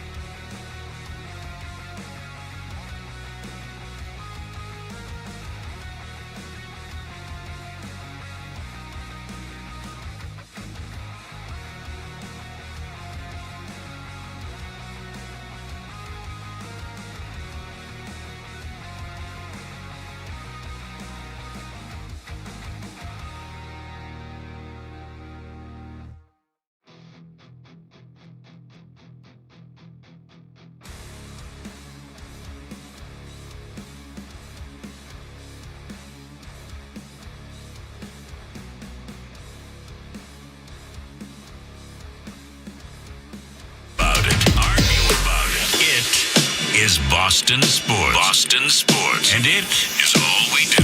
98.5, the Sports Hub. World unrelated to sports, so sit back, relax, and get your mind in the game and listen to the words of a grown man complaining. All right, Murray's Musings here on 98.5 The Sports Hub. I thought they broke up. Oh, did they? I think so. I don't know. She hosted They SummerSlam. she wiped her page of all his stuff. I don't know if they got back together, but they definitely broke up for a minute. Oh, that would be a little down for the Patriots season. All right. Is MFK. he eating his feelings now? MFK, Cardi, Nicki, Meg the Stallion. Everyone answer. Are we allowed to do this? No. Joe's so. What were the three options again? Cardi, Nicki, Meg the Stallion. Oh, God. Street Team Joe is ready to go. All right, what is What do you it? got, Joe? Go for it. I mean, hey. All right, I'll go M, Cardi, You can say freak. Freak, Megan, Kill. Who was the last Nikki. one? Nikki, yeah. I pass. Skaz? Yeah, I'll plead the fifth as well, Joe. You guys are. How about you, Kendra? I'm marrying Meg. I'm freaking Cardi. And I'm also off with her head. Gotcha. He's a real one. We had similar vibes. Yeah, There's we're pretty. similar takes. Yeah. Okay. All right. Glad you guys came up with that one. You got something you wanted to get off your chest? Yeah, I'm actually mad. The Jacksonville Jaguars, according to ESPN, were ranked the 31st worst coached team in the league today. By ESPN. You want to know their reason? Just because they're young. And I'm not okay with that because there's a lot of coaches in the NFL that I would take after Liam Cohen. And there's a lot of GMs I would take after Gladstone. I'm sorry, but the fact that the Bucs are going to sit here and be ranked top 5 in all offensive categories thanks to Liam Cohen, and you're going to disrespect him in comparison to someone like Brian Schottenheimer or Raheem Morris and a guy like Gladstone who went out there and... Well, they also pulled the plug on the guy that there was a problem there, too. And Gladstone went out there... He made a big draft trade. For the Rams. Yeah. Got rid of all their picks, brought in guys, won a Super Bowl, and you're going to criticize the guy for that? I'm sorry. There are other coaches and other coaching staffs that I would put behind this group. Do I think that they deserve to be in the top 20 because they're young and new or whatever? No. But 31 out of 32 just for being young when you're going to sit here and praise the Tampa Bay Buccaneers that he made successful? Hell nah. I'm a Liam Cohen guy, just so you guys know. UMass finest. Duval. Come on. That's why they finished 31st. There's no other reason why.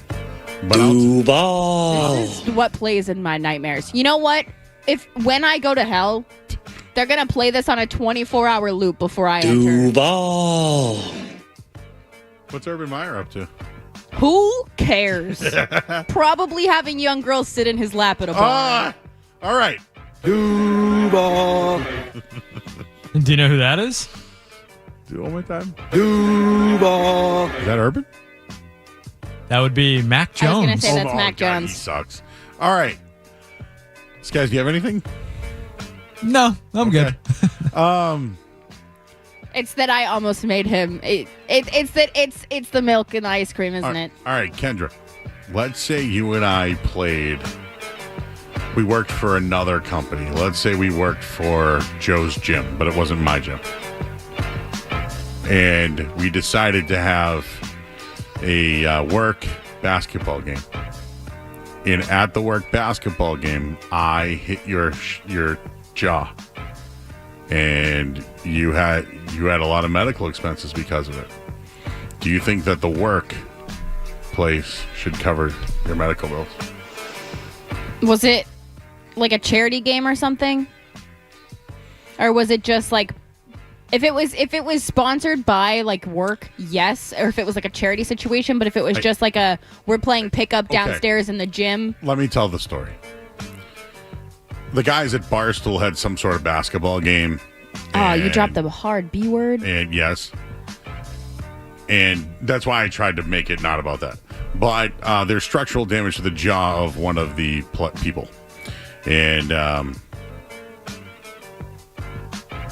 Barstool should pay for that. The person whose jaw got hurt thinks that they should pay for the medical. Yeah, they should. If you're there for a work reason, they should. And also, I can't say what I want to say because we have sponsors. No. But that's why I mean, let's take them out of it. But yeah, in that situation, if it's work mandated, you think it should? Okay, this is why I try to localize stuff. Yeah. So They got the money. Okay, you think that they should? Yeah, and I know that they underpay their employees. Okay. As someone who has worked for them and knows people who work there, they do not pay people enough to fix. As someone who has also had a partial jaw replacement. Yes, I guess I probably should have been more mindful when I asked you this question. Six-figure situation. If I punched you in your jaw at work, do you think work should pay for it? And you needed the, jaw stuff? Did I ever make you touch the, divot in my face where the cow bone meets the real bone? No, thank you. I'm sorry, the cow bone? I have cow bone holding my upper left jaw together. You have showed me old childhood photos of it. Yeah. Wait, do you get grossed out easily? I'll let you touch the cow bone in my face. I feel like I should pass this opportunity, but I'm very curious. If you wash your hands, I'll let you do it. I don't or know. I'll let you use Lysol. There's a drop. Joe, are you interested in this? Touching her cow bone? What exactly is it? What am I in for here? So I was born without a inch long piece of my jaw. There was a gap. So they put cow bone in between my real bone and it fused to my face to hold everything together. And so what does it feel like? There's a dip in my jaw. You can feel where my bone meets this RIP, the sweet precious cow. Thank you, Illy. Yeah. I'd plead the fifth. I don't know if I'm in or out yet. You guys are such cowards. I thought this show was fun and adventurous. Oh, what? You came here and now you thought it was a bore tonight? No. Kendra's begging for us to touch her face. You hit me up. I'll buy a table at an event and I'll be like, touch Kendra's face. And you can make all the proceeds. They got to sign a waiver. Okay. And I have to watch them wash with soap 30 seconds. Okay. But it's got to be good money. And I want Sarah McLaughlin dog charity money. All right. Anybody else got anything to complain about? Yeah, they won't touch my cow bone. I can't believe that we're talking about this. All right. Birthdays today. It is August 5th. Let's start with Maureen McCormick is 69. Nice. Mark Strong, 66 years old. James Gunn's 59. Jesse Williams, 45. Olivia Holt is 28. Neil Armstrong. What are you laughing at? Just the accent slipped in there a little bit at the end. Oh, my Boston. Neil Armstrong. Herb Brooks. Lonnie Anderson. Didn't she just pass away yesterday? No. I don't like that. Yeah, she did. Yeah. Yeah? No, Skaz, this has happened multiple times where we give someone's birthday and they just died. What's up with that? Would you rather die one day before your birthday or one day after? Can I pick on? After. Why? You want to be a year older? Yeah, it's happened to some people that I think, no. Would you rather stay young would you rather be younger? No, on, before or after? I think I'd lean after then. Yeah, give me the extra year. Patrick Ewing, one of the best local. Was Joe going to say something? I can't see you, Joe. Did you? What, Joe? Would you rather die on your birthday, the day before, or the day after? Day before. I don't like all the attention I get on my birthday. That's a real, yeah. You know what? What? Actually, I'm confused. You want to give someone like Stefan Diggs attention, but you don't like attention? Yeah, I'm more of a follower. But then you don't get your birthday burger. Oh, I'll get my burger. It will just be by myself. Or with my dad, that'll be it. Can I tell you something that's cool? One of my buddies is taking his kid to Maine this weekend, Hooch. And he literally sat with his son to be like, hey, what are the 5 places you want to go to this weekend? And they have a list with the menus and the maps, and they sent it to me to be like, hey, Joe, this is what we're going to do. What do you think? They want, and it's like I feel like I'm involved in their plans, and I love that.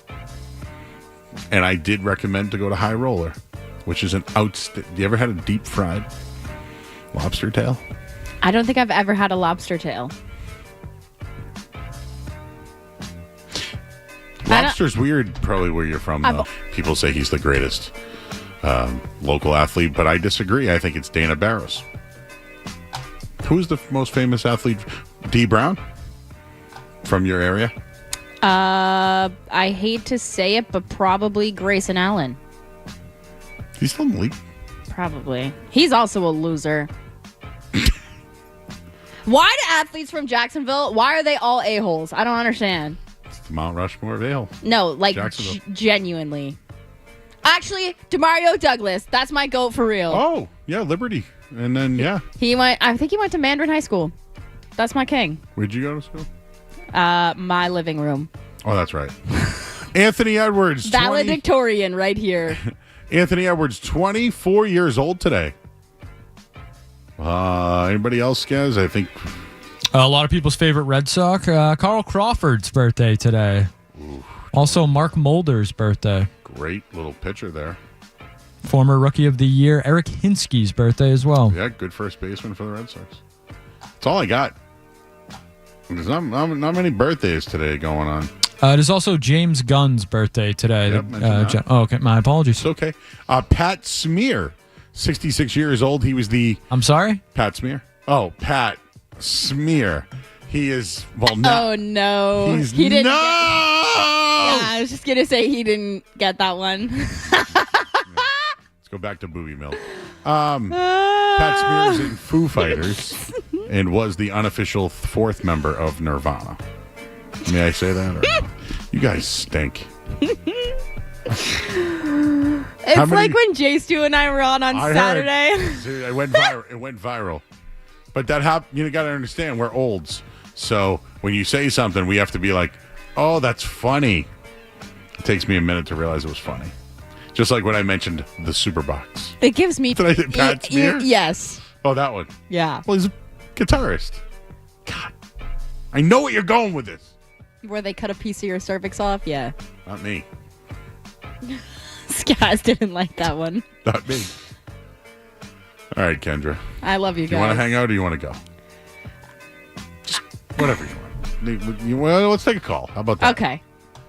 At this point, I don't know. Joe and Medford. Yo, Joe, what's good, bro? What's good, bro? How you doing? Good. Hey, I just want to say intern Luke came on yesterday. Dude was fire. Did a great job. Have you met Kendra before? Heard Kendra before? Hey, Kendra, what's up? Yeah, you doing a great job today. What's up, Joe? I'm on the YouTube chat. YouTube chat's popping. What was for dinner tonight, Joe? Joe, it was leftovers from last night because during the show last night, I went down to the pizza place. They told me that they didn't have my order, and I got angry watching your show, and so I went down to get pizza, and they didn't have my order, so it just turned out I missed the end of your show last night, so I had the leftovers tonight. What was the leftovers? Where'd you get pizza? So I went to Casa Pizza. They didn't have my online order, so then I had to go to Domino's. So I finished that tonight. Ooh, what'd you get at Domino's? I don't know. It wasn't important. It wasn't good. It wasn't. I regret it. So Casa Pizza, they're off the Fells Way, right? Yep. Yeah, I like. Well, what would be my favorite pizza in that area? Is Bocelli? You ever go to Bocelli's? No, I've been there. Have you been to Alfredo's? Alfredo's is pretty good. I have not. But Medford's Bob's Deli, man. I walked in there recently, and they knew who I was. Joe, you're a celebrity. Hey, listen, I love the show, and I haven't called in a while, but look, Joe, I just want to give my take here, sports take on Patriots offensive linemen. Sure. And I just want to say the Patriots are going to win 7 games or less because of their offensive line. They have 0 offensive line depth, and they're one injury away from absolute disaster on this offensive line. There's a good chance that Vidarian Lowe, Ben Brown, or DeMontre Jacobs are playing a significant amount of time this season, which you know how that went last year. So, yeah, I'm scared. I'm scared too, man. But we might make it together. Yeah, Joe, I just want to say, man, listen, playing offensive line, I'm a former offensive line like you. I know the other night you were saying you ran a 40 and you hit 5.1 seconds, right, Joe, and I just want to say that's where I started too. I was offensive line, and that's pretty much what I ran too. And dude, playing offensive line, it's a lifestyle, man. You don't get to touch the ball, you don't get to catch passes, throw touchdown passes, or score touchdowns. You know, it's offensive line's a lifestyle, man. It's a lifestyle. It's a vibe. You know that I scored a touchdown once at Dillboy Stadium? As a lineman. That's awesome. Yes. I did. Joe, you remember Dan Conley's kickoff return? I do, yeah. Yeah, that's what I mean, bro. Like, listen, playing offensive line, it's not the prettiest job, man, but, like, listen, the Patriots' entire season is depending on the Patriots' offensive line. Hey, Joe, are you an indica or a sativa guy? Joe, I just get the hybrid. It's all the same. I would have guessed he was an Indicouch guy. I was going to say this call, I haven't been smoking weed, but, man, this gave me I need. What position? How much do you weigh? You can't ask somebody that, well, Joe. I don't know him. Well, I know him, actually. I do know him. That's like asking a woman. He said he's an offensive lineman. He's an offensive lineman. Yeah, I played I was 220 pounds and I played guard, and I pulled like an MFer. That's right. 220 pounds, huh, bro? As a guard, yeah, in high school. Good for you, man. Oh. Joe, but listen, look, I'm just saying on the offensive line, bro, it's a lifestyle. You have to have camaraderie with your boys, damn right, with your other offensive linemen. Mm-hmm. And if the offensive linemen hate each other, they don't like each other, it's going to be a terrible offensive line. And I'm telling you, listen, Drake May will have an amazing season if the offensive line is good. If the offensive line is like last year, Drake May is going to have a season like last year. Same with Ramondre Stevenson. And I'm telling you, look, if they can run the ball, they'll win games. If they cannot run the ball with this offensive line, they will not win games. And these people on your station freaking shows all day saying, 10 wins, 11 wins this season. These people don't know what they're talking about. Who's going to block? Who's going to block you to 10 wins? Huh? Because Morgan Moses is going down in week 3. Who's gonna fill in for him? He's eating. He's in his Birkin right now. Joe, you were just spitting. And so the offensive line just scares me, and that's why, you're looking at 7 wins max here. Okay, Joe. Just so you know, right, I go with a pepperoni thin crust from Domino. Yeah, that's what I got. I got pepperoni last night, but I got a Parmesan crust. I don't know. You dip it? Have you ever had the Parmesan crust? Have I? Yes, I have. I dip it. Do you dip it? Yeah, I got. What sauce you got? I got ranch. What do you get? Oh, I go ranch, blue cheese, and I ask for extra Parmesan. Joe, you're terrific. If I have any food advice, I'm calling you. Beer Joe. Yeah. This is Joe Ariano. How you doing, my guy? Yo, Street Team Joe. What's up, my dude? Joe is my friend from Bryant, so we go back a little bit. Okay. Oh no, we ran out of bed. Can you give a clean story about Street Team Joe? Nope. No, I don't know. So I love Joe. I haven't met. I was never friends with Joe. We have mutual friends, but no, I don't know Joe. Okay. The only non-Joe in the room right now is Skaz, because I'm Kendra Joe. We're having a Joe off. Kendra, yeah. the Monica, the OJ Shrimpson. It had me dying. I'll let you name my next shrimp. What? I need a name right now. What is my next? If I have my next litter of shrimp, I'll give you a name. Which one you want? Yeah. Homer Shrimpson. That is yes. Oh my God. Yes, Joe. Yes. Okay. All right. Yeah. All right. Sold. Joe. Even if it's a girl. Thanks, bro. Thank you. I haven't heard from him in a while, so I popped when I heard him. He one night called in, and I felt high. He never disappoints. No, never. I- Always delivers. Feel like I'm having a heart attack from trying not to laugh on this mic. My heart hurts. All right. Well, let's go to break, everybody. Red Sox won. They've won 7 in a row. Everyone, are you excited? Okay. I'm out of here. Bye, Kendra. Kendra, you can hear her this Saturday, 8 a.m., 8 to 11? Yeah. This Saturday. Am I 8 to 11 this Saturday? Hold on. I'll tell you, and you can let the people phone know. number here is 617-779-0985. Our YouTube chat. Just go to youtube.com, search 98.5 The Sports Hub. And, a lot of people are listening. They're all happy. And, everyone loves Kendra Joe, is what they are saying. Yes, it's me and Sean Silver. Oh, I love Sean Silver. Do you know that during COVID, I DM'd Dan Soder of the, what is he now? What the hell is he? He's famous comedian. Yeah.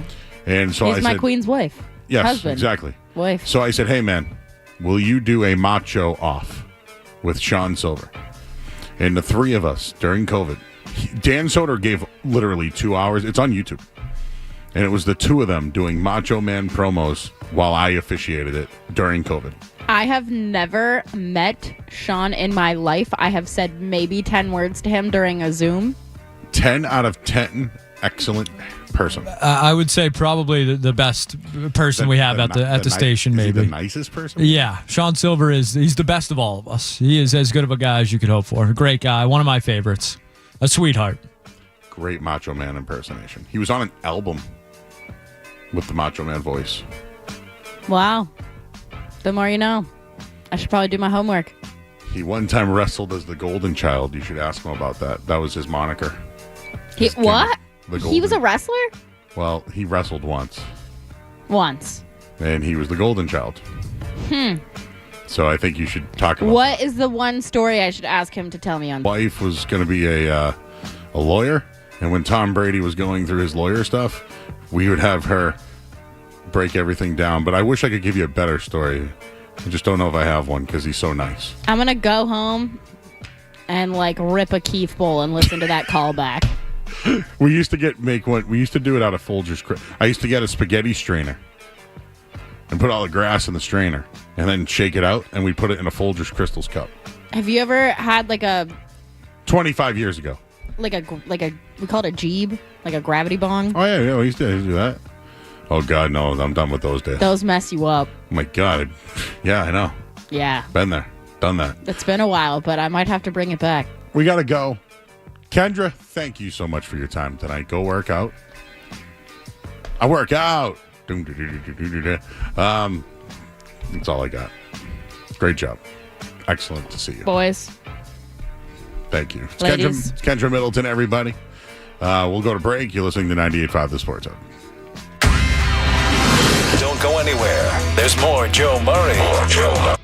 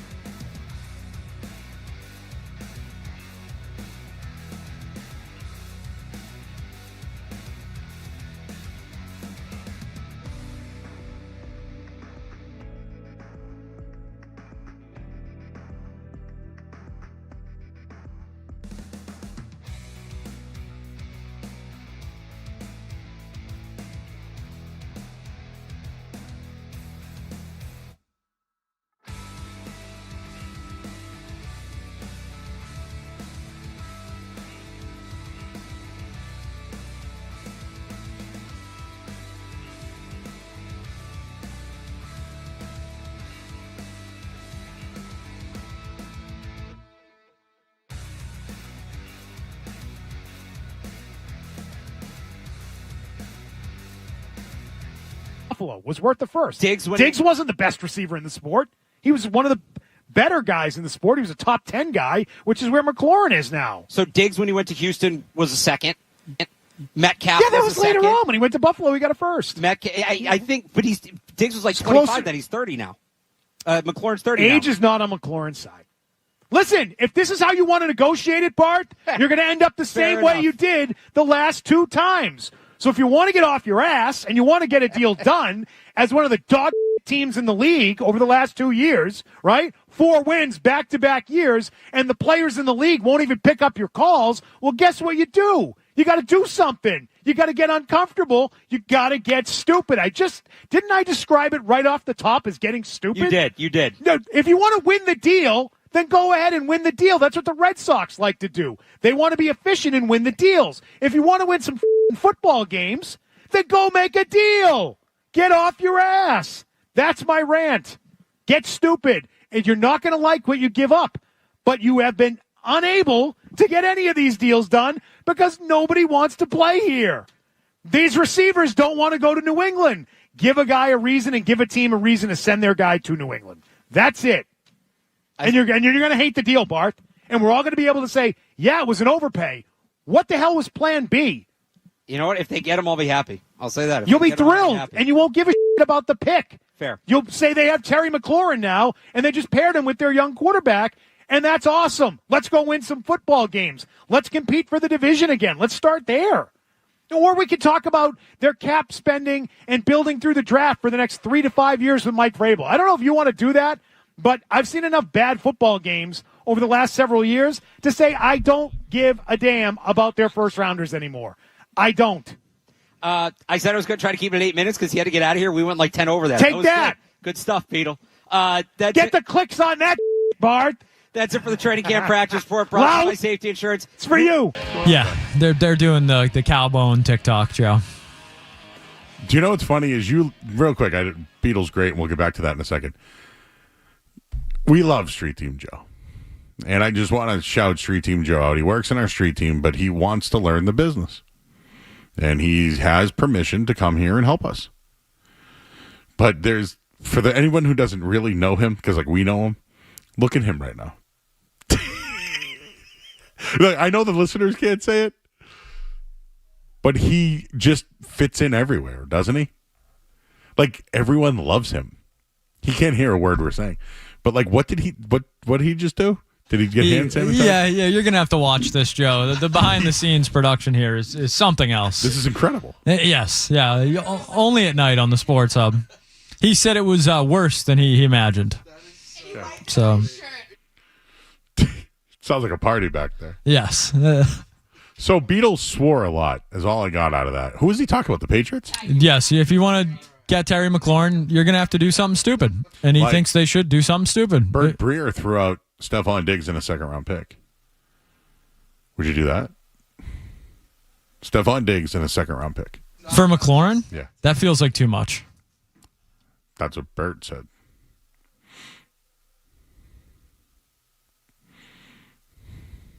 Do you think anybody can hear that through the glass? Bye, Kendra. Thank you. I was thinking of a shrimp name.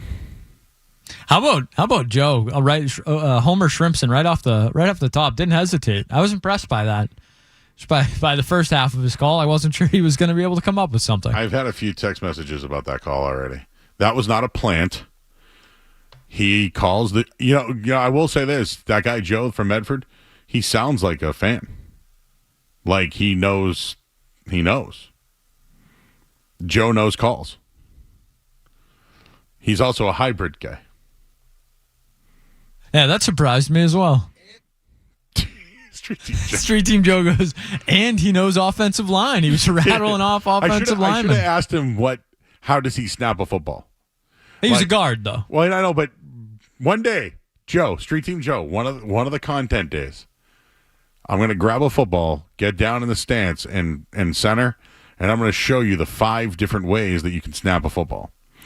This would be great. So it's not 5 calls says it all. If it's 5 holds. 5 snaps says it all. 5 snaps for your snacks. No, This would be great with David Andrews, by the way. So, David Andrews, you're new to our station. Welcome. You'll be working with Alex Barth and on I'll be the guy on the postgame show. So, I would love to snap footballs with David Andrews because, Skaz, there is a couple of different ways. There's the top of the ball that you can just float it back. I like the nice spiral back, but then there's a lace back. There's a side, right? You can do the two hands if you really need to. There's a lot of different ways to snap a football, but I just feel like that would be an interesting, great video. What did he say? Offensive line? It's a lifestyle. It's a lifestyle. I think the Patriots offensive lineman might need to adopt that. Some T-shirts or something. It's a lifestyle. It's a lifestyle. Yeah, I like that. Offensive line. It's a lifestyle. What was Romy's tremendously locked? What was it? He said locked in. Tremendously locked in. There was something about being locked in. Tremendously locked in. There it is. All right. So do we go Terry McLaurin or breakfast? Let's go breakfast. Zach is in Woburn. Zach. What's up, Joey? Yo. So listen, real talk. So I'll be honest. I had a few with the boys, and I'm making dinner at a very late hour because I have to work in the morning and get something in my stomach. Did you go out in Woburn? I'm sorry? Did you go out in Woburn? Yeah, of course. Yeah, within the street. Brick house? I'm a Brickyard? I went to the Moose Club. I did not go to the Brickyard. Moose Club. All right. I know of the Moose Club, and I used to live in Stoneham. That's why I know. That's. I'm that kind of guy. I do love the Brickyard, though. By the way, great food. Good food. I recommend it. Really, I like Marco's next door too. Marco's is good. Here's the deal. So, and I'm making dinner at 10:45, which is ridiculous, but it is what it is. No, it's okay. Here's the thing. So, have you had grits, and do you like grits?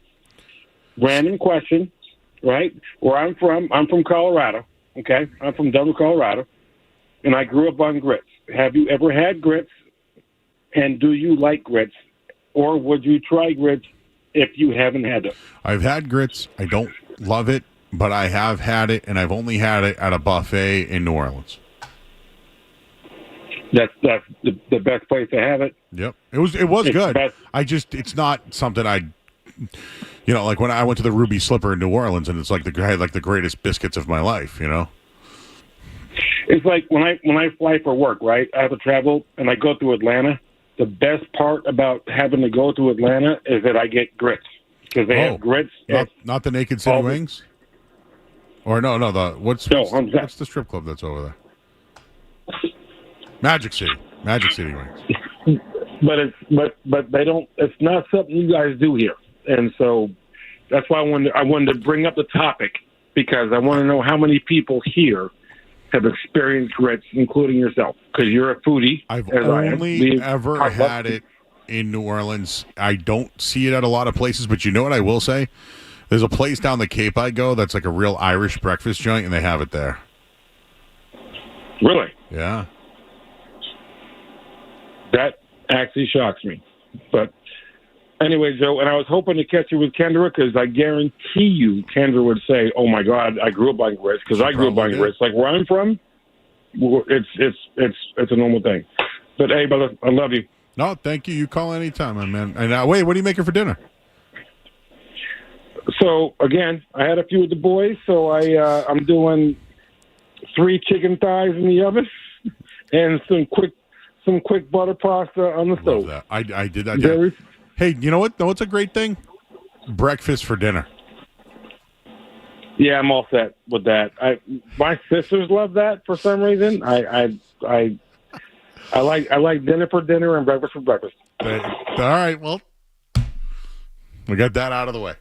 Just to his point on believing Kendra would like grits and just to more... I'm sure Kendra's listening. The allure of Street Team Joe. One of the first conversations they had back here in the studio before she came in was Joe asked her what her death row meal would be, and Kendra did include grits in her Waffle House order, I believe. She has an emergency jar of grits. Yeah, so there, yes. If anyone would know grits at the Sports Hub, it is far and away Kendra. Her mother also has... resupplies every once in a while, is what I've been told. All right, hey, we got to go to break and wrap this bad boy up. It's 98.5 The Sports Hub. More Joe Murray coming up on the Sports Hub.